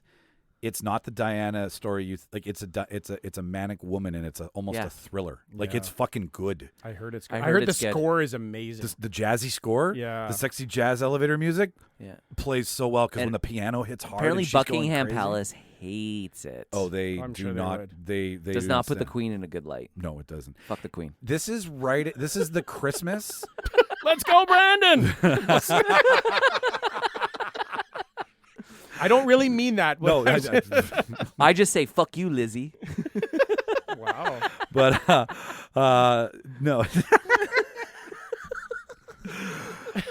Needless to say, Now I will burn a $20 bill. Did you just say fuck the Queen? No, I said Steve McQueen. Whoa, we just started something. Hashtag Steve McQueen.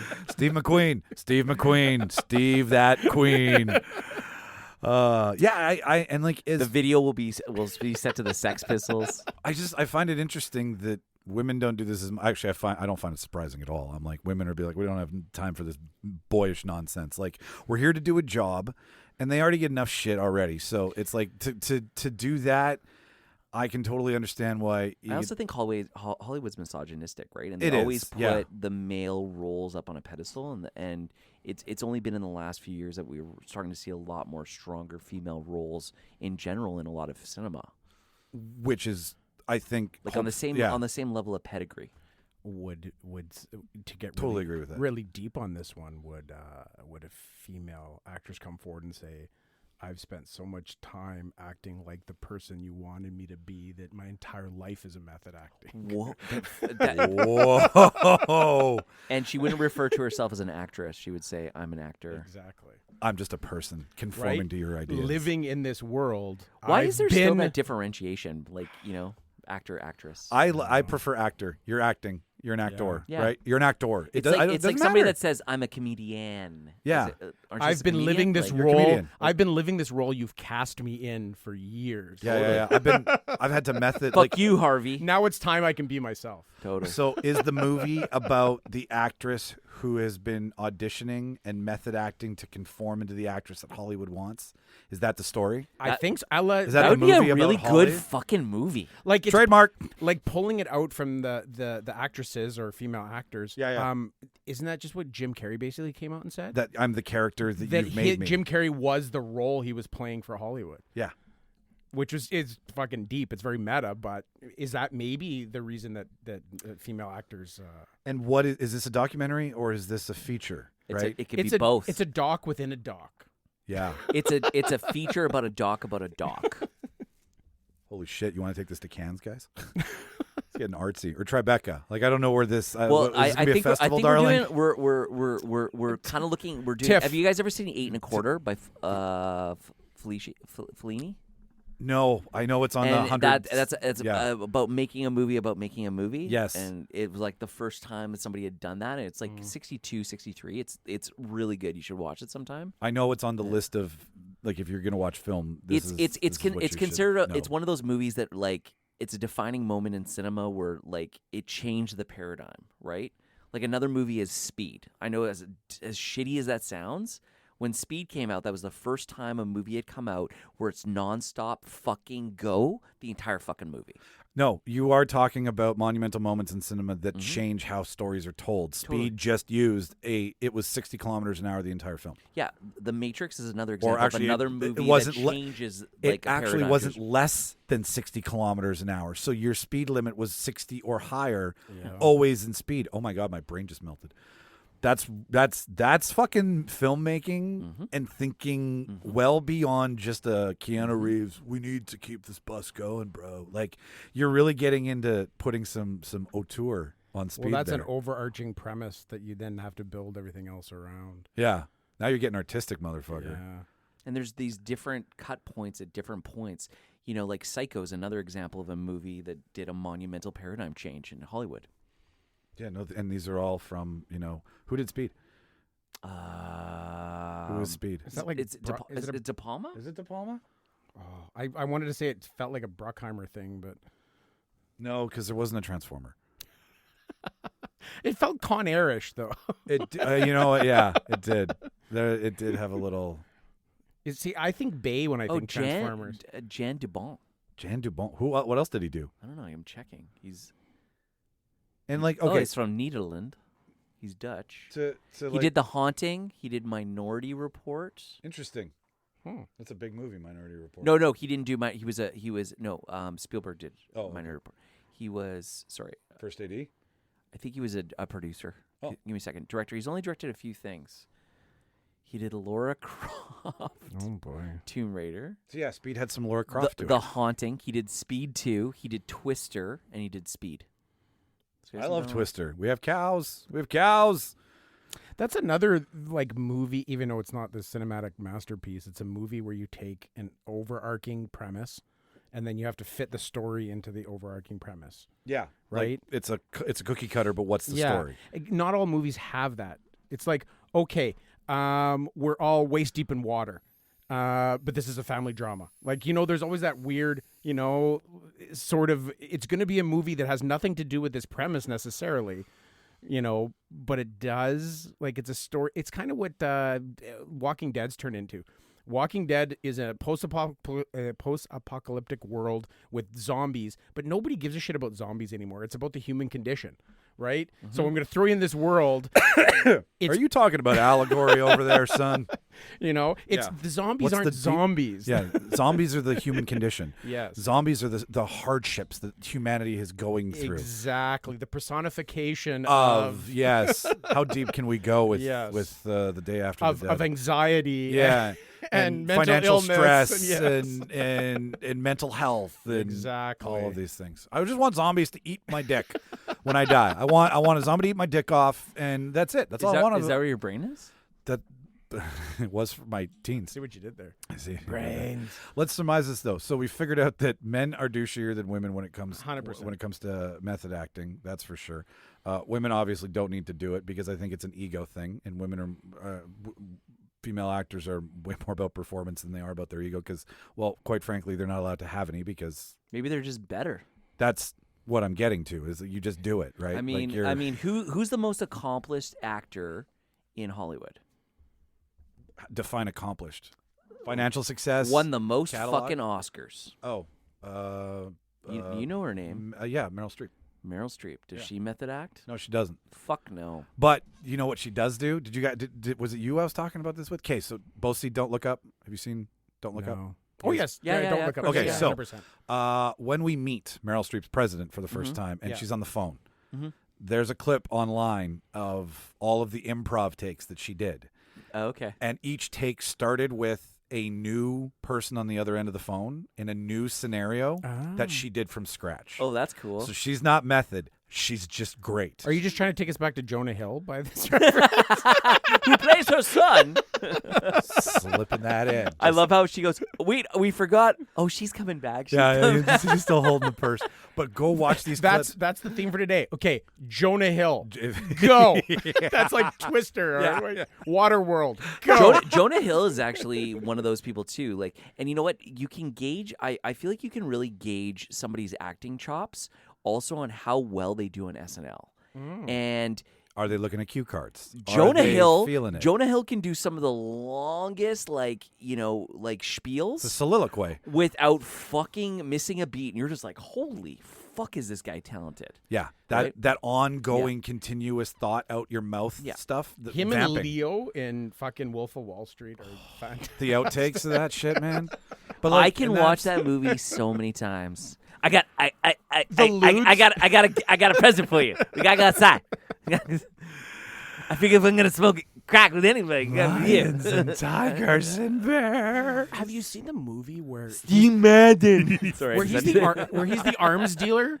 oh yeah, that's Oh, so good. yeah. I haven't with the seen it. the two young guys. Yeah, yeah. I need to see that. I saw one scene that was hilarious. Super good. It's super. It's great. What's his face from Whiplash is in it? Yeah. I just remember seeing the Not scene where J.K. they like, Johnny Storm. they like Johnny roll up Storm, yeah, from- outside yeah. some gangster looking in the projects or something, Yeah. and he pulls out the machine gun. It's great. It's kind of like it's got a Lord of War kind of feel because you're dealing with arms deals, but it's about these two young guys that basically just fall into doing this and make millions of dollars, and then basically have to get ammunition for AK-47s, but they're not allowed to buy Chinese ones, and they basically get Chinese ones, bring them to Albania, and get them repackaged so they appear to be made in Albania. And I'll just leave it at that. Oh, That's I vaguely do remember what he's talking about. I started it once and I didn't finish it. It's really good. Moving on, second item, and we did this last time, Moneyball. so I figured it'd be fun. Like we talked about early morning cartoons, but early morning cartoons, I think like they ruled all. If you look at how children's programming kind of worked, it was the fucking thing you We raced talk about to. after school specials. Well, after school programming, where the after school special is part of, like ABC after school special. Yeah. My favorite one is when the young Helen Hunt smoked angel dust and jumped out of the window. I I never saw remember that one. that. You What? saw that one? I didn't Yeah. see that I one. remember They make fun of it on some talk shows actually. Yes. Oh, is it the clip that they always bring back to haunt Helen? Yeah. Hunt? Yeah. Kind of like how Rudd does his bit when he's always on. Oh, with Conan, Mac and me. With Mac and me. Oh my god, that shit's So good. if He Mac and meet him on the podcast too. You know that? Oh, really? Yeah, like on Conan Needs a Friend. Like when he showed up, he did he will not that's let that hilarious. bit fucking die. It's it's amazing. the best. You know what? You know why it's Listener, so go look at Mac and me right You know now. why if it's you've so never seen good? it. It's because it's because of Conan's laugh. yes, He just but it's like it's at the point where he's like, will it be today? When now it's well beyond will it stop? It's when will it stop? never. Never. Like he just will never let it die, and it's the best gag. If Conan passes before Paul Rudd, which he will, because Yeah. Paul Rudd's a vampire, he's in at- the quantum. He's in the quantum Absolutely. He verse. brought the quantum universe. I into- so hope that Paul Rudd is able to eulogize him, and they pull out and they have to bring out one of those 27-inch tube TVs from like Yeah, school, from grade like 8 that's on the English. fucking The metal The cart rack. with the on the rollers. metal cart, brings it out and plays the Mac and Me fucking video. Oh, that would be priceless. Yeah, and or Max in the casket, right? And it's like a bait and switch, like some Whatever dark it is, fucking. but Conan would love it. Oh, it has to. Conan should put that as a requirement in his will. So after school specials, Mike, Be, yeah, sorry. we did Saturday morning cartoons. My feeling on Saturday morning cartoons was that they also were commercials to kids to convince their parents to buy them toys because Yes. so many were tied in. I think more in the after school than maybe even in the. But I think after school, at least in my memory, it had a different feel to it. Like after school didn't hype you up as much. It was a more they sometimes taught you some lessons, right? Yeah, It I'm going was- where you're going. I watched a lot of shows about like families and like Or it was syndication. like land. modeling ideal family life, growing pains, Family Matters. Full who's the House. boss, Who's the boss? right? A lot of families, different combinations and types of families, but that they all were functionally dysfunctional. The thing you got to remember, though, is those shows were regular prime time shows. And what had happened was they had a good run and they were being re-syndicated, and that's where they got nestled through re-syndication. like they had to know though when Yeah. you show us show at 3:30 in the afternoon. Yeah. That's targeting your kids coming home from school Totally. before their parents are home. They've had a day of education and Yeah. exposure, and then you have this. You're at your babysitters. like, are you after-school teaching them how babysitters. to be part of a good family? Like, is that what they're doing there? Or like are you blocking what the real world is like, and you're like, this is the perfect world in Family Matters and Full House, right? Like are you pummeling the psyche with predictive television that has good family morals and good stories and a lesson, because they're all the same. They all have like comedic relief. ties. So at the end of the day, they mistake the perfect families on TV for their family life, Yeah, and they think their lives are better than they really are. Because they're on TV, right? So how dare you have a better life than anyone? No, How dare you not have a nuclear family? No, my after school was young adult drama, right? of it, some yeah. Degrassi. Yep. Junior high was yeah, there. Zit Remedy. Right, Zit Remedy. Everybody wants something. They'll take never and give up. Right? When Flea, was it Flea or Scumbag? Or They'll take your money. who died? One of them I died. never gave up. Did you ever see Snake? the one where Wheels died, yeah. well, Wheels like leaves home and he's like hitchhiking, and Yeah. then there's that creepy guy with the station wagon? Oh, yeah, man. Yeah. And like that Joey. has a vacuum cleaner in his trunk for some I had a reason. huge crush on Caitlin, right? Joey and Caitlin, Yes. right? When they were together. Like, and so like lots of like, oh, wow, yeah, I've been beat up in a bathroom stall before, and oh yeah, I've been in that situation where you're making out with a girl and it gets awkward and you get a hard on and you're like, whoa, we're grinding now on our jeans, like, like all of that stuff that was going on in real life, I was catching at the end of school. It wasn't so much in the family stuff, but like I know the family stuff was there. Yeah. But I had some Degrassi. Full House was there too, because I sympathized with none of the girls, I guess. I don't know who I sympathized with on Full House. Uncle Jesse. Oh yeah. Have mercy, right? Or cut it out. Like That's was Uncle that Joey. where they Yeah, like, they're all great. re-aired a bunch of Fresh Prince maybe? Yes, too? that was there too. Yeah. So Fresh Prince, huge at 5:30. Simpsons, Degrassi. There was a cooking show that I think the Frugal Gourmet was on at 3:30. I was younger and they did Silver Spoons too. Sure. It Yeah. depends yeah, if you're yeah. talking 80s after school or you're talking Yeah. early 90s, right? Yeah. Well, I think By the 90s, I was just watching MTV after school. Well, I was still a big fan Much of music. Or Much Music. like Sorry. Raggedy Ann and Andy on Mr. Dress Up and Fred Penner. Like that's the young stuff. Yeah. A lot of CBC. Well, a lot of CBC youth PBS programming, type stuff. PBS programming for sure. Reading Rainbow. Reading Rainbow. Reading Rainbow was in there. So for learn stuff, because like I used to do the Mr. Dress Up craft book with my mom, like because we were in Beavers Cubs Oh, and yeah. Scouts, so she would bring that to a cub thing, and for arts and crafts, you do like a Mr. Dress Up, something with popsicle sticks and yarn or some shit, right? There you go. And but yeah, it was a combination of like learning not to do drugs, how to make popsicle art, and laughing at The Simpsons, because that was when my mom wasn't home and I could get away with watching The Lisa, Simpsons. It's your Your birthday. birthday.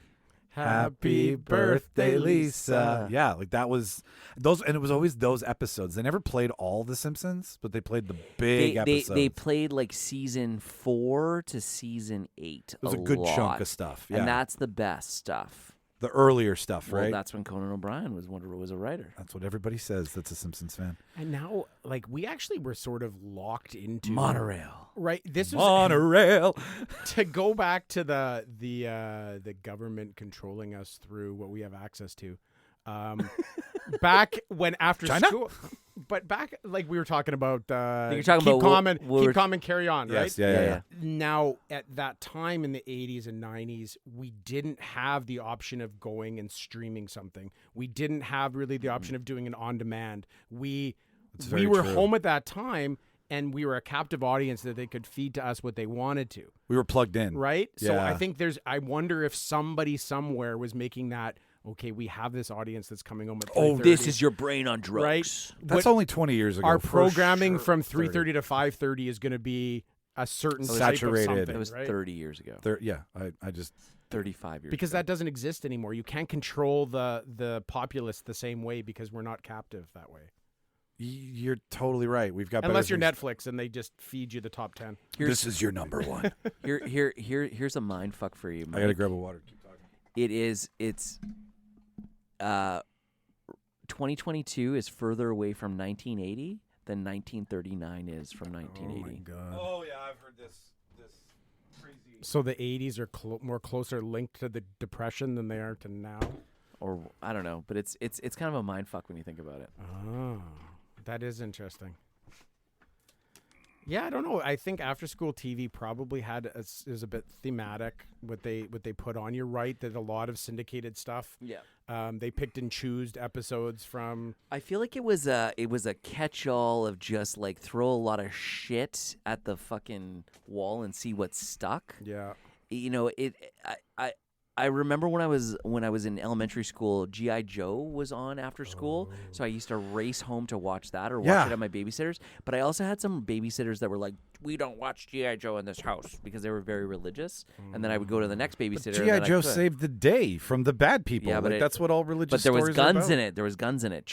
But even though the G.I. Joe cartoon in the 80s, they had lasers. Hey, listen, a spear is just a projectile without a bullet or a gun. Yeah. So, But they always had the lesson at the end. Didn't they? There was always that, like, the after credit scene kind of in Joe where they taught you something. There was, Where or Duke, Full House too. where Duke would come on. Like the music. He-Man was the same way too. The music on Full House would change when the lesson would come on. I just think that like after school TV doesn't hold this like magical presence in my memory like No, it like doesn't. Saturday morning No, cartoons. I agree with you 100% on that. And a lot of it was like repeat stuff. So Yeah. you wouldn't get new content. You'd get, oh, this is the episode. sloppy blah, blah, blah. seconds. Like everybody kind of knew, like brainless.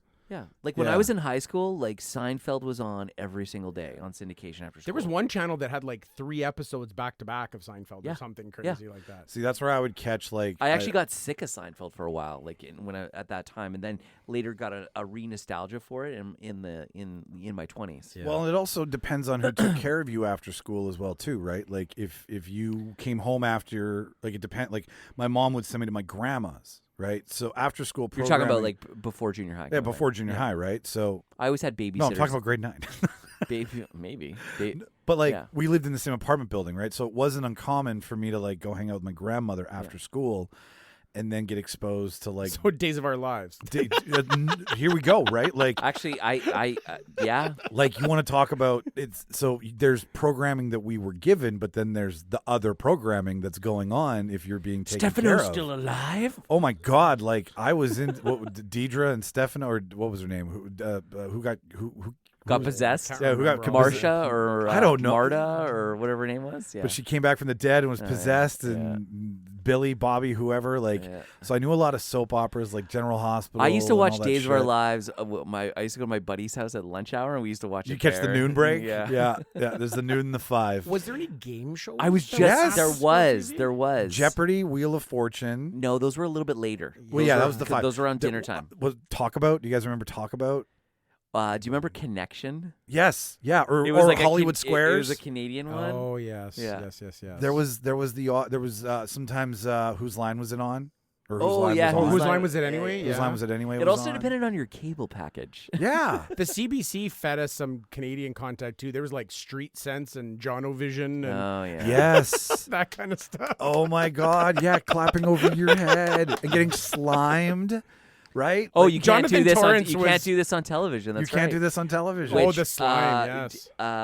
Fun fact: Alanis Morissette was on a few episodes of that. That's- Nickelodeon still has that going with the slime thing. Oh, do Really? they? That's Yeah. cool. We should slime People each other get in slimed here. all the time. They just had Nickelodeon Awards or something, and they slimed the whole audience. And That's Oh awesome. my God, that's they like so much they fun. send things out to people. Like they'll get an award and they send them a jar of slime, and like people are sliming their buddies and shit. And like I saw like 2 football players, and they like won an award from Nick or something, and then the one dude pours slime on the other guy because they sent it out with the package. Yeah, that's a lot of fun. Yeah, you can't do that on television. I'm really like, it's about where you were. Where Saturday is about that programming. Like you got up that's To what watch you, that. to watch that You're shit. on a fucking mission. You're like, the next 4 hours are me sitting in front of the TV, and in between breaks, running to the bathroom or going and getting a bowl of cereal. yeah, And it was a lot of time. It was the new cart, new, right? the yeah. new. Yeah. I would wake up early on purpose because there were some really good cartoons that were earlier. 6 and 7 just Yeah. had, like Rocket Robin Hood was on because that was like the weekday stuff. Rocket right? Robin Hood was on during the week though. It early was, in the but then morning. if- same with Astro Boy Yeah, and it would still Astro get the- Boy was like a before school. You it could had the watch Astro early Boy. 7-day slot, right? Like it didn't just have the early 5-day slot from 6 to 7. It got 6 to 7 on Saturdays and Sundays, and you'd have the Spider-Man, Inspector the Rocket Gadget Robin was Hood. after school. Yes, it was. Inspector Gadget was after school. That was a huge after So school was cartoon. Count Duckula. Was that like a Chip and Pepper or Chippendale Rescue No, Rangers? Count Duckula was on Teletoon, and it was after school, and it was the one where It sounds familiar. he was a vampire duck, but they had made a mistake when they were resurrecting him, and he was vegetarian. I think I remember this. Yeah. I do remember the Rescue Rangers sounds was like so familiar. an afternoon show. Yeah. Yeah. Some stuff like that. Yeah. It was a mixed bag, but I much rather It's coming back to me as we talk more. Actually, the Inspector Gadget is Inspector Gadget was a huge one. I would not have any. Did you like Inspector Gadget with or without a mustache better? Oh God, without I prefer the mustaches mustache. are always creepy. I prefer the mustache. I like the Selleck. I personally big liked push the Penny heavy episodes. That With wasn't Penny it and all of Brain, them? with Penny and Brain more than They did everything. If your nickname at work is Inspector Gadget, it basically means that you're just like a buffoon that is just there for show. Pretty much. That's yeah. what that basically means. So if you're that person, listener, you've now Yeah, you now know if who you you are, are. if you're you know who if you you're are in the referred food to chain. as Gadget at work, you should probably find a new job. Like Get Smart kind of. All right, cool. Well, yeah. Get Smart was another one after school. So was the original Batman. Oh yes, Yes. the old Yeah. Batmans. Yes, Yeah. that was an afternoon thing. Listener, go to our link in our bio and tell us what your after-school programming was like. We'd love to get some ideas from you. See what we've missed, and you can. And our listeners know that we're old millennials Yeah.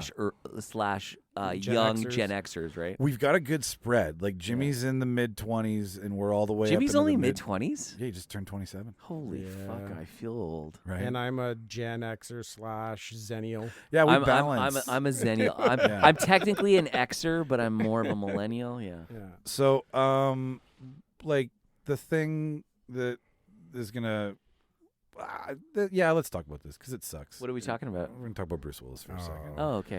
What According to Mike, he what does died. he have? Did you hear? Yeah, I didn't tell you about that. Aphasia? Is that what it's called? He has aphasia. Yeah. And what aphasia. is what aphasia? What is that exactly? It affects some type of Wernicke region of the brain, like Yeah, your ability to read words and retain stuff and compute them and like short-term memory stuff. Just your processing power is incredibly affected. What do they think this is from? Is this from like this is early onset dementia. This is what happens before dementia kicks in. Is this a byproduct of could be concussions from some of the movies he's done in the past? It can happen from strokes, and it can also be from certain diseases, and COVID is in that category. Like it's unconfirmed if he had COVID, and this added to something that was already there. Like the medical stuff is but I'm sure the flu probably sure. like, Yeah, would lead I mean to, a COVID like disease can do it too, right? It's not so some type of severe respiratory disease that puts a lot of undue strain on your body for X amount of time that could bring out something prematurely that is a disorder in some type of the body. 100%. That's a super common thing, right? There's a lot of thought behind autism being there's a physical issue like gut health, and I was just gonna say, that's a a huge lot of your body's immune system is working so hard fighting something else that it pulls it away from some of the developmental areas of something, and I think that's common in a lot of diseases. I mean, back to the autism thing, I know there's, and I mean, this doesn't always work for everyone with autism, and it depends on where you are on the spectrum and on the scale and those types of things, but I know that, if a change in specific types of diet, and I know that if you do a fecal transplant with autism, there's a lot of research going on in the United States with this. It'll actually help reverse a lot of the severe symptoms in a lot of cases. A lot of kids it's pretty crazy. Yeah, a lot of kids with it. autism have like horrible gluten sensitivities and lactose. Their digestive system is not great. And it's funny how like a lot of people go, oh, well, is autism a byproduct of vaccination schedule and those kind of things? And I would personally argue, and I'm just throwing this out here, and I know this is unrelated to movies, and we're on a little bit of a tangent here, but what changed in the food supply starting in like 97, 98 was the introduction of Roundup Ready crops and the excessive use of the herbicide glyphosate, which is the main active ingredient in Roundup. And then we've seen large amounts of cases of autism increase, and that's something that never gets talked about because, heaven forbid, we attack the people that control the food supply. But we do know, like my stepdaughter's autistic, and a big thing with her is she takes fish oil supplementation. She takes inulin, which is insoluble fiber, Halpre, biotic.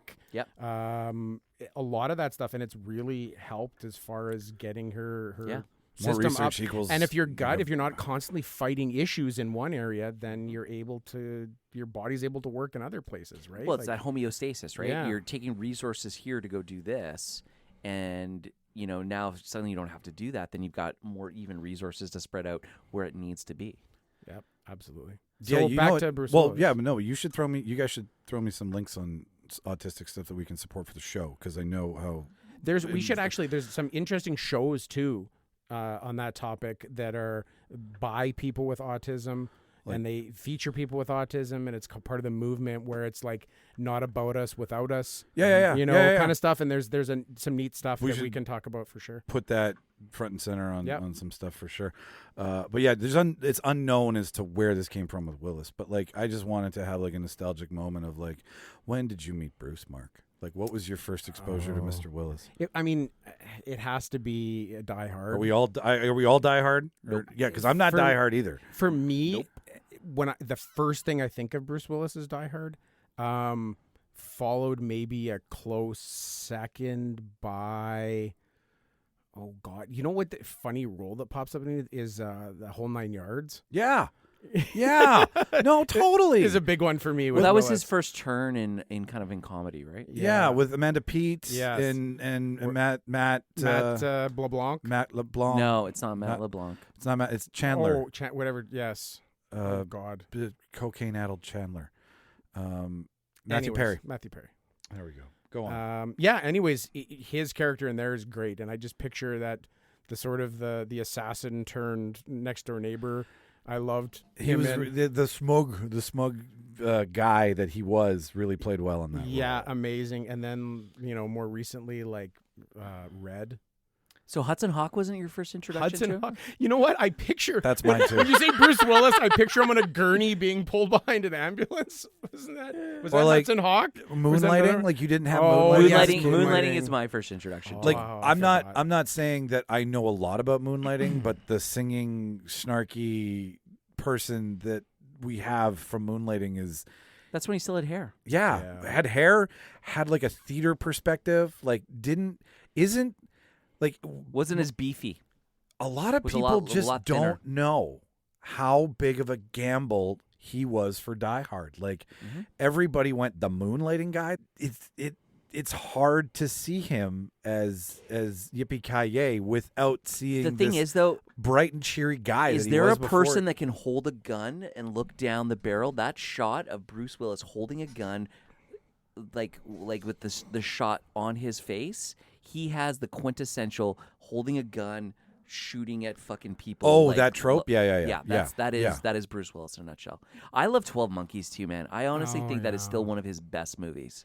I think what hit me with this when you heard about the disease and how it affects somebody is that when I think of Bruce Willis in movies, he's always a super quick-witted character, Yeah. right? Somebody gives him a shot and he shoots back super fast. He's also funny in interviews, off the cuff. Right? Yes. And he's super quick-witted, and I think because that's so much of his personality to me, it sounds like this disease is really going to hit, what his character Comedic is. timing, Yeah. timing in general. Like, I mean, I threw up a thing after because I had heard about this just from reading so much because I'm the fucking one with the nose to the pulse. It's an obsession.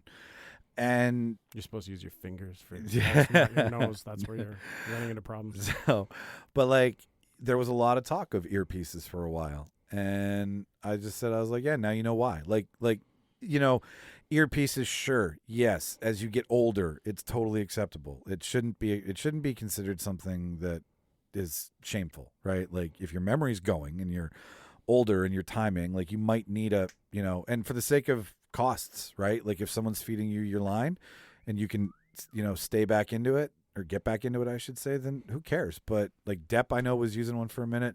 Obviously now we know Bruce was, and you feel for it because, yeah, you're right, Mark. Like it's it's being robbed from somebody who those things really Well, think how they witty matter is- to any actor, I Think guess. how but witty he is in The Last Boy Scout. Like that movie's Yeah. terrible, but it's like so. It's such a yeah, good he bad carries movies. films. He carries films, man. 100%. He's got a lot. Watch he's, out for Satan Claus. He's a big comeback guy. Like he's always got comebacks for things, Yeah. and that's the quick wittedness about him. I think. He's also been kind of a little bit of a comeback in his career because he's kind of gone through things where he's like kind of off and then does a bad movie or doesn't do anything for a bit and then comes back and you're like, holy shit, this guy's amazing again.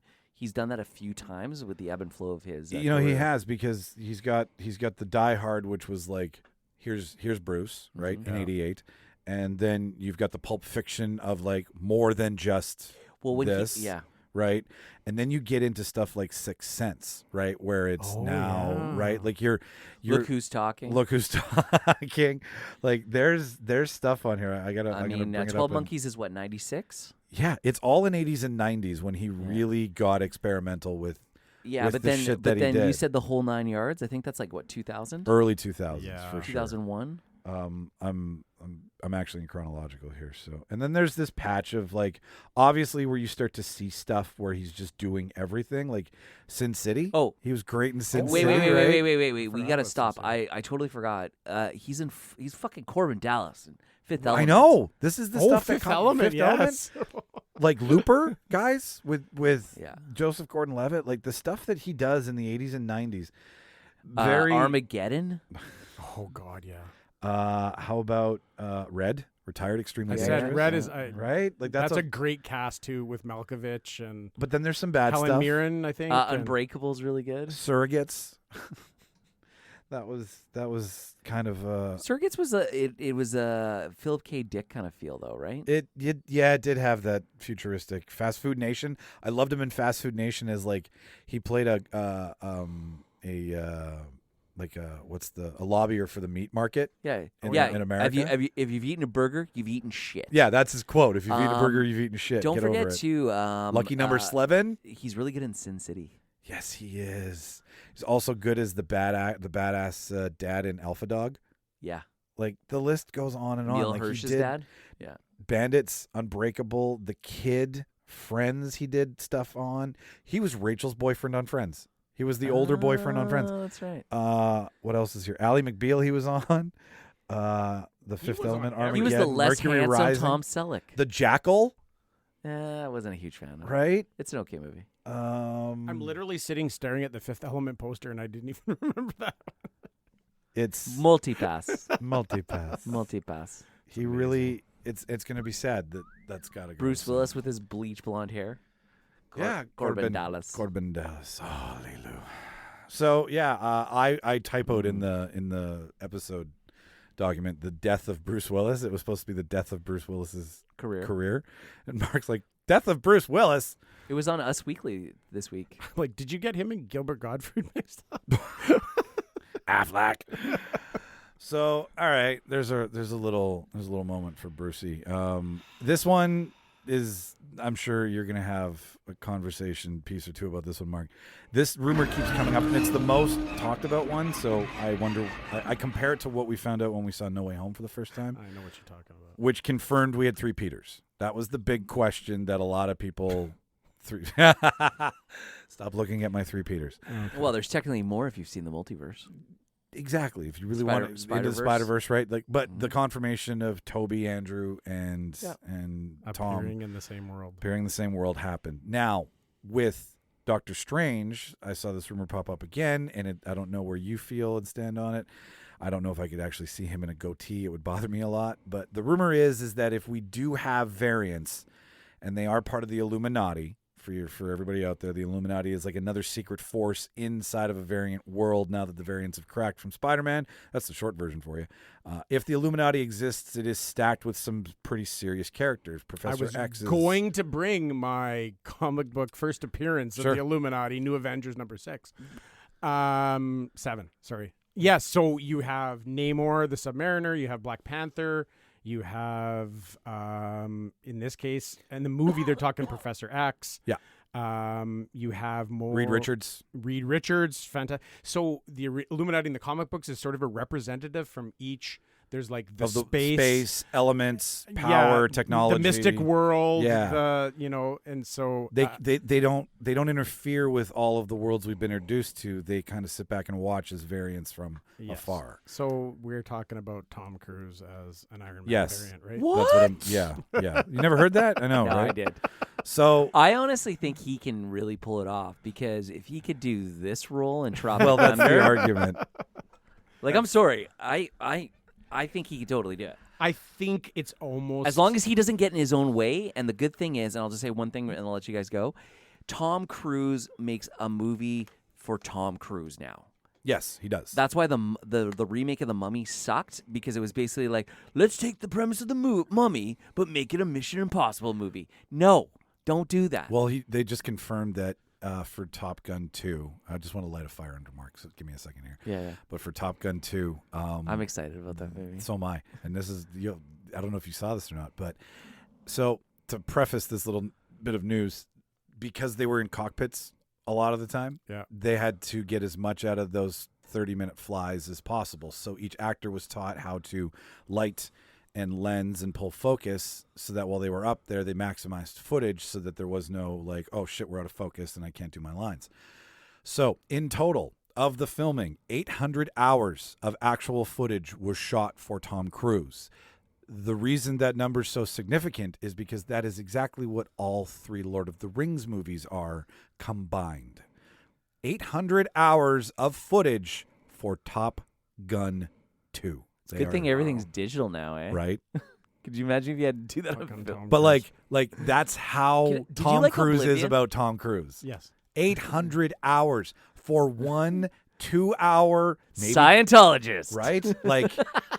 Like how much money did he pay for these Raptors to be up there? Like the fuel costs alone? Like, do you guys remember in the Can I tell you why he made this movie? It's hubris. It's ego. No, it's not. It's because he wanted an excuse to pilot military fucking aircraft.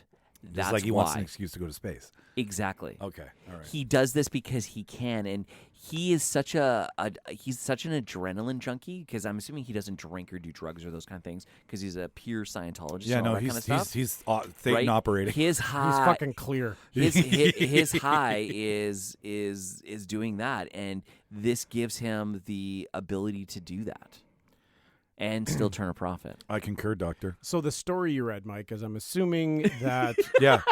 Now I'm good. Go. that Tom Cruise was originally tapped for being Iron Man. Yes. Or one of the thoughts. Yeah. But his hubris was so great that he didn't want to wear a mask the whole time because Exactly. they couldn't see his beautiful face. Yes. So he basically turned the role down. That's what he'd like everyone to believe, that he Exactly. turned the role down of Yeah. Iron Man at the time.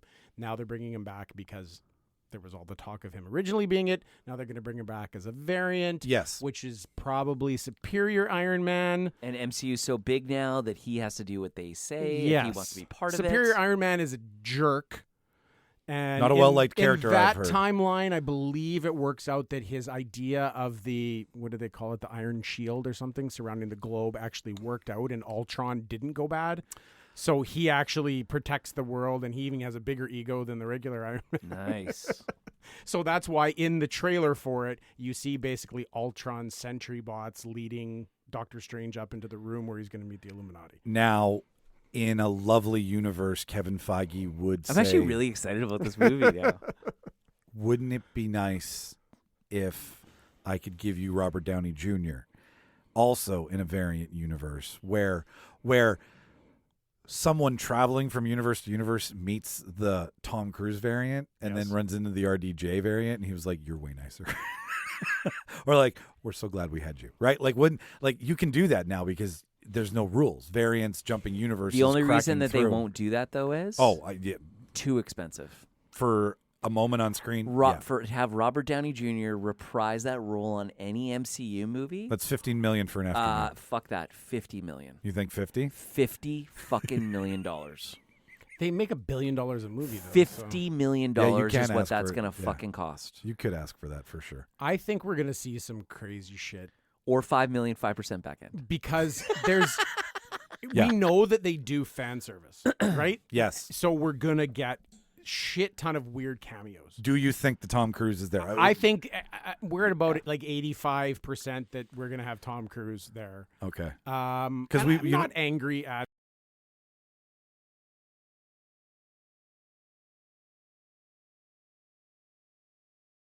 Guys, he hasn't been filming anything else for the last little while. He's just waiting for, the neat Top part, Gun 2 to come out. If you dig deeper into the theories behind it, right? That and I don't want to spoil something, but they're thinking that like a lot of these variants that we introduce allow us to kill them off really quick because they're just from another universe. So if we introduce Tom Cruise as Superior Iron Man, he might get a couple minutes of screen time and actually be killed off by Wanda. Because that's where the thought is she's going to lose her shit because there's a scene where she's like fighting what looks to be love it when you talk multiverse. Monica Rambeau. Yes. Right? And so their thought is she's actually going to appear because we all know that Wanda killed off a whole bunch of mutants in the comic books. So she's going to start killing off the variants that maybe sit on the council. So all those people we're seeing may only be on screen for a short period of time and be fucking massacred. Yeah. Is Adam Warlock going to be in this one? I don't think so. Adam Warlock is more Thor: Love and Thunder, I believe. No, Guardians of the Galaxy. Guardians of the Galaxy. And yes. when are we going to get fucking proper Silver Surfer? Like, seriously. He comes with Fantastic Four. Yeah. And Galactus. Also, you've got something that is now in the right hands, and they know don't push it. That's because that's very sensitive. Galactus is going to come 100%. Yeah. As is Doctor Doom. It's just, that's two kicks at the can for Fantastic Four, and both of them leave bad, cummy-like tastes in your mouth. Like, it's not that really... I'm sorry. It's what it is. Like, the first one's funny, and the only reason the first one should ever be acknowledged is I want to see variant universe of Human Torch as Chris Evans, and that's how he comes back. Because to come back as Cap, he can ask for another $50 million too. Yeah. But hey, we want you back as Human Torch. This role's only worth $10 million, and will you do it and poke fun at the legacy that you've left behind? He would do it. In a minute, he would do it. There's a storyline in the comics, if I get this correct, that kind of like that scene where we see Cumbersnatch there come in. Cabbage Patch? Cumbersnatch. The Bandersnatch. Going in front of that panel, there's apparently a storyline in the comics where it's called the Council of Reeds, and it's all Reed Richards from different universes that have this like Victor Von Doom must just hate that. Right? And I think I've read that comic actually. And one of the cartoons they did we also need proper scrolls. I think Rick and Morty or something, they do a play off of that where it's like a council of Mortys or something like that. And nice. Anyways, just thought I'd bring that up. No, Fantastic Four is coming. I came to you on this because as soon as they were talking, like this rumor is like, I mean, I would love to see a shawarma scene. We've all talked about this, right? Where like Brad Pitt's Thor, Tom Cruise is Iron Man, and they're having shawarma in a different universe. Like that to me is a lovely variant excuse, a good variant use. What I love about the rumors, and I hope it's true, is that we're gonna get Tom Cruise as Superior Iron Man, and he's gonna get fucking massacred by Scarlet Witch. So I'll be happy, right? You're gonna put a pillow over your lap. I feel like we need Sylvester Stallone in the MCU. He is. He's a Ravager. Oh, remember? Yeah, that's right. He is. He's like the head of the Ravagers. Yeah. That's right. I'm fucking done. That quick moment in. He's supposed to be back. Guardians of the Galaxy. In the Guardian Galaxy 3? Coming up, maybe even as soon as in Doctor Strange. Yeah, that's right. Or sorry, Thor: Love and Thunder, because in Thor: Love and Thunder, he starts off the movie. Apparently, he's with the Ravagers. Well, then who's Arnie gonna be? Oh, that's a good question. It's too many questions. So the big one that they freeze. So this is what gives away things to the movies is they released the toys. I don't know if you guys. That's a perfect soundbite. They've released all the Marvel Legends toys for Thor: Love and Thunder. I saw Gore the God so Butcher. There's Gore the God Butcher, but there's like Jane Foster as Thor. Yeah. There's regular Thor. There's like Are they gonna have Thor where he's in a new uniform, and there's Ravager Thor where he's just like hanging out with the Guardians of the Galaxy. Do you think they're gonna give Natalie Portman Mjolnir? Oh, 100%. Yeah. I think 100%. I can't wait for that. I love how she's like 5'2" as well. That's why I can't wait. I think they're going to bring back Dinklage as Eitri, the elf. Oh, sweet. Big metal hands. Dwarf, sorry. Yeah, to forges that shit. I think there's going to be that whole What story. other actor needs to be in the MCU? I don't know. Like if there's one that you're just like needs to be in there. Do they need to find a role for?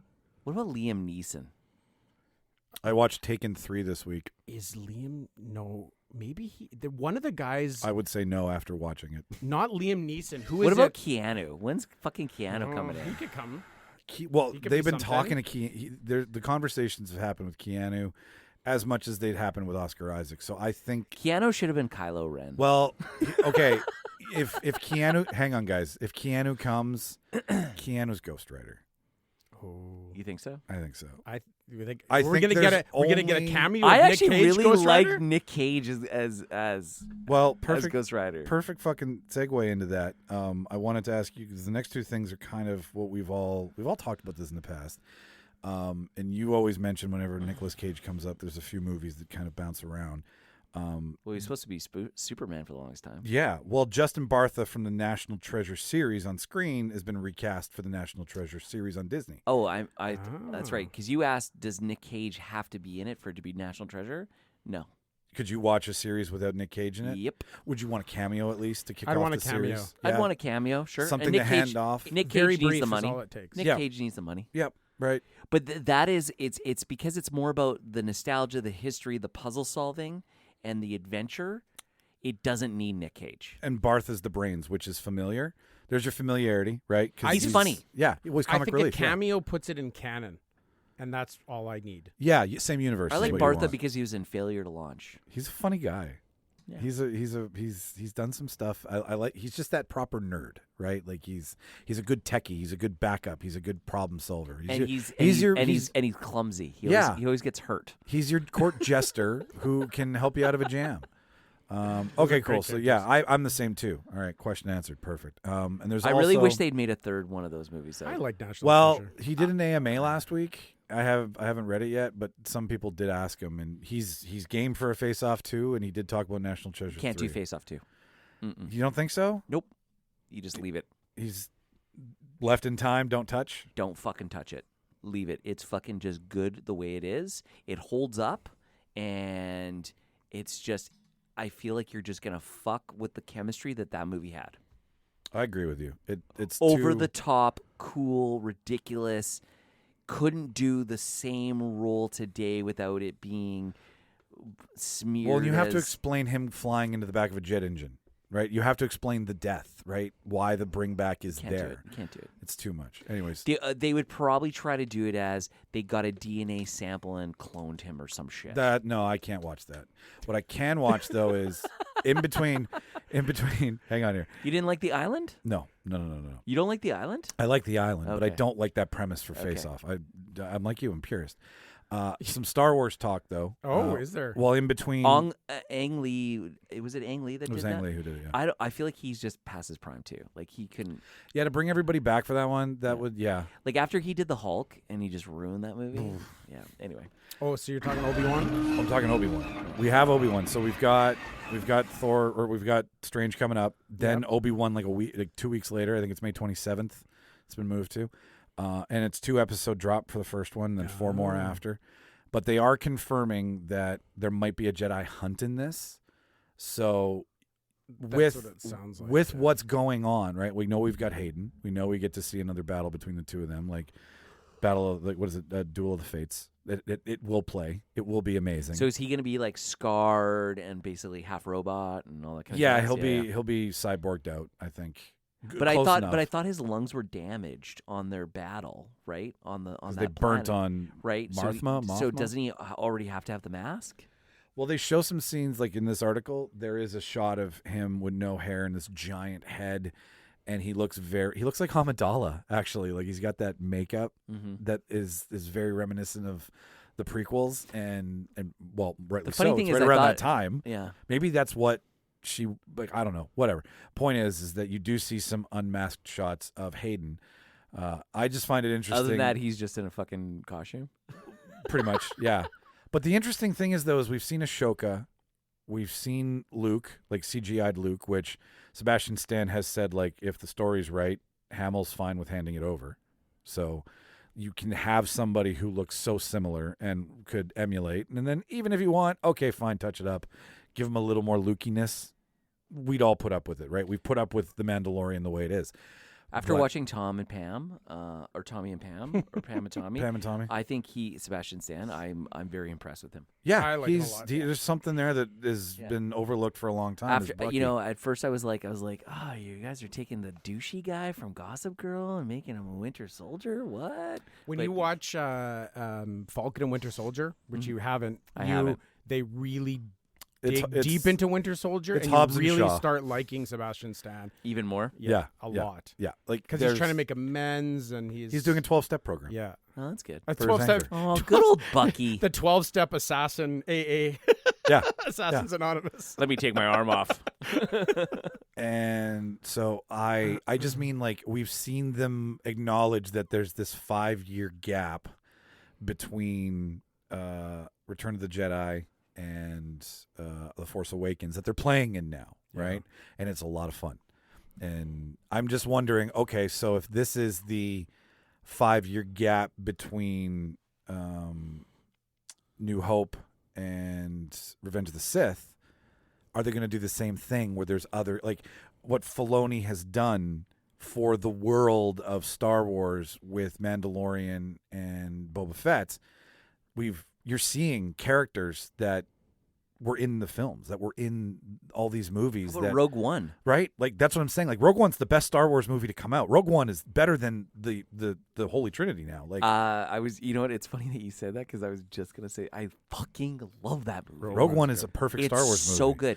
I actually, and I mean, some people are gonna hate me. I really like Solo. I like Solo. I like too. Solo too. I like the world building. I like the other world shit. I really hope they cast him as more Han Solo shit, and just like Danny as Lando. Oh, Like, I just- Donald Glover, yeah. I need to see, or Donald Glover. Did I say Danny? Yeah. So do you think Obi Wan is going to do for us for Jedi what the Mandalorian and Boba Fett did for Mandalorians? Yes. I think Boba Fettians and Mandalorians, yes. I'm a we in the Mandalorian sentence. Thank you. A few. I do. I totally can I do. tell you guys a story? So one time I got to do the long form census. I guess this was like 05 when I lived in Calgary. You didn't. And for religion, I put Jedi. Hey, listen, if you're going to ask me the question, it's my belief system, right? That's the only time I've been able to do the long form census. I was like, fuck yeah. Yeah, no, I think we're going to see. I want to see the pie chart for religion in Canada after that. There's like a sliver, like fucking but Jedi. hang on here. Order 66 was designed to get rid of the Jedi, right? And it scattered the Jedi throughout the universe. There's more than one Jedi at this time. I heard the right? galaxy's pretty big. It's huge, Universe even bigger. right? So there's just this. If we Galaxy Think far, about far how away. big. Think about how many people in the Star Wars universe live on Coruscant alone. I mean, Billions and billions and billions. The whole planet is one giant city, basically, right? or one tiny little miniature, Right. depending on. But so just think about how vast, like how much. Which is why I liked Crime Boss Boba Fett. I thought it was brilliant because Mm-hmm. it's like there's a different story in the same universe. We know But- Luke's saga. What about Boba Fett's? Like they made characters worth discovering And the again. Hutts are a big fucking deal in that They're universe. crime lord, crime Like family. I just Like, watched Phantom Menace literally before we came to the podcast, and they go, "Oh, we can't go to Tatooine. The fucking Hutts are there." Like, Yeah, you know? Those, and that's- those creepy Yeah. fucking brother sister and fucking Boba Fett were weird. The two Hutts. yes, the sexually charged Yeah. Fets. Weird fucking intertwined brother and sister. The yeah, twins. they were carried together and they were always spooning, but they were family. And, Misa, huta. oh, You know what I was just gonna say? We were talking about. Is Sidious Crumb in that? He No. might make. They might do a flashback to him. I love They him. they do when they're in. They do flashback when they're in Hut's Did you ever? palace. Did you have the Jabba the Hutt fucking toy when you were a kid? My cousin did. I didn't. I had. no. I had it. It was pretty cool. I enjoyed it. What I was going to say was it's a funny callback just to earlier on in the show, is that we were talking about the timelessness of sort of like the Wes Anderson movies. Mm-hmm. I don't know why it popped in my head, but an amazing thing that they did with Star Wars, and that's kind of like that with the timeless, is giving us a space movie in the 70s and opening it with a long time ago in a galaxy far, far away. Yeah. So it's the future, but it's now a long time ago. And that alone is a fucking genius move for making something timeless. But that also It does plays hang. It never it moves. plays to never- Lucas's genius, right? Yeah. And what he did is he basically created a movie about knights and rescuing princesses, but also mixed in pirates and a western. Like what? And he was able to say, like, to us, it was and so magic. it was so futuristic. Yes, and magic. So futuristic, but it's in the past now. Yeah. So that gives you the ability and freedom to do whatever the fuck you want. This already happened. I'll right? just take it and where that's I the wanna go. beauty of how And it's not our galaxy; it's a different galaxy. and how advanced it is in some ways, and how in the past it is in others. Yeah, it's old and its religion is old, but its technology is new. But Yeah. the Its tech, culture is But the old. tech is different. It's not linear with our tech like Star Trek is. It's like it went this and then it did this weird thing here, and you know what I mean? Like Yeah. it's just it's Like you're it's done eating, differently. You're eating meals, but you're flying through hyperspace, right? Like Yes. when he lands on Dagobah and he opens up his kit, it's just basic food. Nothing's replicating his food for him like in Star Trek, but yet he just went through the galaxy at warp speed.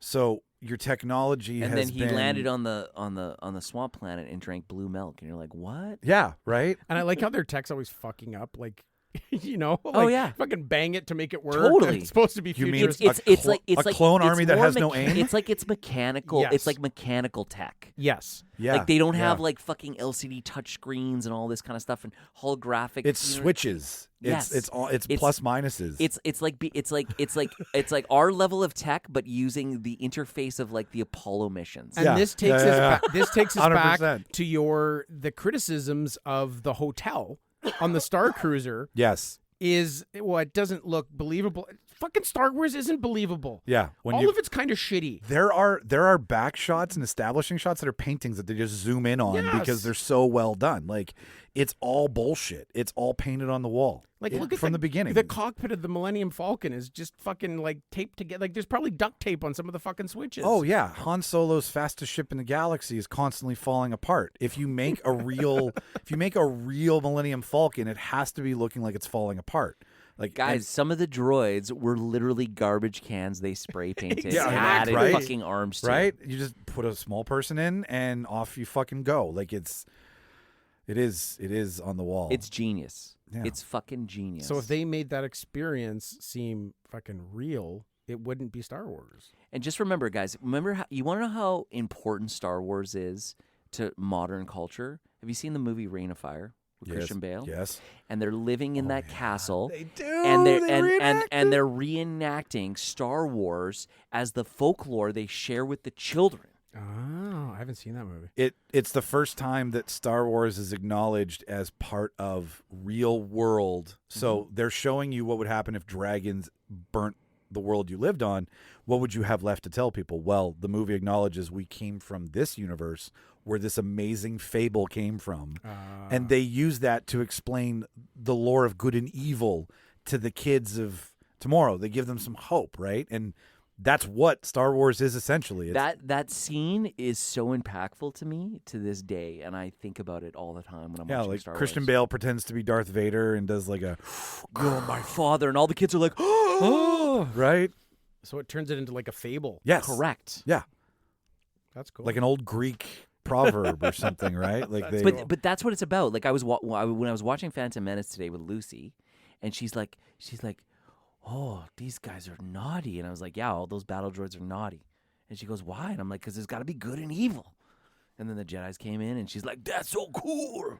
Yeah. It's the easiest way to explain good and evil to a kid. Show Do you know what Jedis and droids. So her birthday's in a month, guys. Do you want to know what she asked for? 2 things she asked for: Oh boy. a Darth Vader costume and a lightsaber. I was gonna say a lightsaber. And a Darth Vader costume. Wow. She loves Darth Vader. So it's like, oh, Darth Vader, cool. And she walked away for a minute, and then Darth Maul came out. I was like, Lucy, Darth Maul, and she comes running in, and she's like, Darth Maul, so cool. I have these Star Wars books. It's called Good Night Star Wars. Good Night Darth Vader is the name of the book. Like Good Night Moon, Good Night Stars. It's kind of like that. Good So, Night Yoda, Good Night yeah, Darth. It's like Good night, Darth. Good night, Wayne. yeah. Sorry. Well, the last line is Good Night Luke, Good Night Leia, Good Night Darth Vader. Right? I picture when you said that she wanted a Darth Vader costume. There was that commercial a few years back in the Super Bowl where the kid's dressed as Darth Vader, and he's like doing this to their like minivan. And what does he like? Open the doors or open the trunk or something? But he thinks he's using the Force to fucking. That's awesome. Their parents behind them opening up the trunk, and the kid thinks he's using the fucking Force. Okay, raise your hand if when you go to any place with an automatic door that you don't go. All the time. Right? Like, if you're a Star Wars fan, you do it. These aren't the droids you're looking for. Right? I do that. Like, just keep going. Carry on. Like Carry the grocery store. Yeah. Yeah. Oh, I pretend I'm Moses. Oh, part in the Red Sea. Oh, open that shit up. All right. Well, Whoa, that's- flaming bush. Oh, wait, I dropped acid. no one else sees that but me. Well, that's it, ladies and gentlemen. That's your Real Debaters production in the can. Another one. You're going to hear that a couple more times if you continue listening to the end credits. The end of this episode, it tells you all the things about us. If you liked us, if you're wanting to learn more about us, if you want to experience us, all of the things that you can do to do that. You can shop us. You can, if you're so inclined and charitable, you can donate to the Debater cause. The Debaterverse, as we affectionately We left the skateboard call it. making machine on. Yeah, so it's still if you on. need a skateboard, That's in there too. The prop shop is in there. We are slowly coming up with a line of signature shirts. So if you sympathize with Mark more than Rob, more than me, there'll be a shirt with some of our favorite images. It'll be like a pictograph, so to speak, and that'll be like the Mark why don't you shirts. put this out there and people in the comments can actually predict which movies they think we will have referenced on our personal shirts. Yeah, I love that. Leave a voicemail or a comment and review. And the review and the comment shit's super There's easy. 3 different Like, movies yeah. on each of the shirts, right? Three to five. I said pick 3, and then if there was other things that came from it, I'd send you guys a prototype. So we've got almost all of them done. I haven't seen the prototype yet. Yeah, yours I haven't sent to you yet. I got to do mine still. I got to do yours. I think Martin's done. Winner, chicken dinner. Ian's done. Jimmy's done. Charles is done. Emily's done. Yeah, it's just How interactive are those little T-shirt things? in what way? Well, I don't know. Like if I have like 2 movies, can the 2 movie? Yeah, they things can interact with yeah, each other. they can. Yeah, Okay. yeah. It's just like images that you feel. I don't even remember what I explain you. chose. I do. It's actually really good. It's what describes Mark. What's the signature Mark images that one thinks of in a movie, and then it's just the props. It's just the things. Okay. Right. So then they'll have to know. Like Emily's, for example. Emily loves Coen Brothers movies. So what prop do you think I pulled from a Coen Brothers movie? The Nihilists. Well, there's the nihilist, sure, but what significant item from one of the first movies in Bathrobe. that took place in Fargo? There was an item. Wood chipper. Thank you. That right. So that kind of thing, chipper, right? And then, so to the Coen cinephiles out there, they'll be like, "Oh, that's wood chipper," right? And that's what So you'll see images, and this is way too much of a hard sell. They'll be there, ladies and gentlemen. All of this in the end credit of the show. So, All right. Yeah, Stay tuned. that's that. Thank you for listening to another episode. And realdebaters.ca. I have been Michael Petrow. Mark Cowell. Rob Strachan. Watch all the movies, kids. Watch them all. Watch those. Make porn. movies grand again. Make movies grand again. Wear a tie to the Go to the movies. fucking movie theater again. Say bye. Bye. Bye. Bye.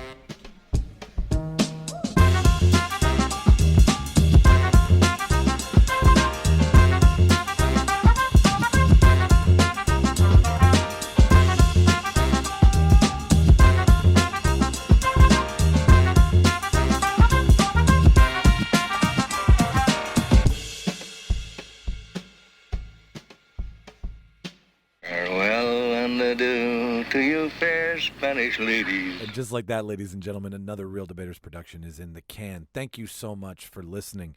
If this is your first, second, third, fifth, 20th time, thank you so much. But thank you to the first timers, the ones here who pressed play for the first time and took a gamble on us.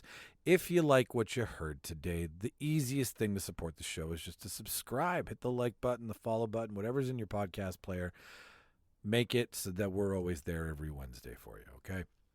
That would be huge. If you want to stay in touch with us, if you want to follow us, there's a couple ways to do that. We're on Instagram, Twitter, TikTok, Facebook. We're slowly migrating to YouTube by putting all of the things we've ever put on video onto that site. There's some surprises coming this year that happened a while ago, but I felt needed to be shared because they're part of the Debaterverse. So the YouTube page is coming. But if you want to follow us, it's at Reel Debaters Pod on Twitter and Instagram. It's the Reel Debaters Podcast on TikTok. All of the links, all of the one-click away things are in the show notes that you've just listened to. So if you want to follow us there, that would be great too, because then you get to stay in the know of all the things that we do and what we're going to try to do this year and what we've done in the past, so on and so forth. So that's how you stay in touch with us. If you want to contact us, it's thereeldebaters@gmail.com. All the spelling for all these things is REEL to keep with the title of the show. So that you can send an email to us there, request an episode, want to call out one of us for being a goofball. There's places to do that as well too, like the Reel Debaters website. You can email us, or you can go straight to the website, rate us in Podchaser, it's reeldebaters.ca. And if you really, really liked what you heard and you want to support the show in some fashion that requires you spending money, well, we got a couple ways for you to do that as well too. You can buy our merch at the Prop Shop. It's a store through Threadless, and it's online, and you can order stuff. We've got tons of stuff. We've got our Mass Debater wear there. It's our signature, original, and only line. It's our logo on everything. So you can support us that way. Go to the merch tab in the show notes, or if you just got $1 and you're like, hey, I want to give you $1 and donate it to your cause, there is a tab in the show notes as well too that says donate to the Debaterverse, I think. And if you click on that, well, it takes you to a donation page where you can donate like $1, $3, and $5, and you'll get something for your $1, $3, or $5. Any more than that's just ludicrous. Luda. So that's just kind of what I wanted to tell you, that what I said at the end of the show. This is what you should listen to, because this is all about who we are, and now that we've gotten to where we are, we want to interact with you guys more. So these are the ways to do so. This is the way to stay in touch with us. Thank you to everybody again who's listened to the show. Again, you pressed play, you took a chance. That's cool. So without further ado, this is where I said I would talk more, so it's eggs on your face. No, I got nothing else for you. So thanks for listening, and we'll see you next week, and watch all them fucking movies. Bye-bye.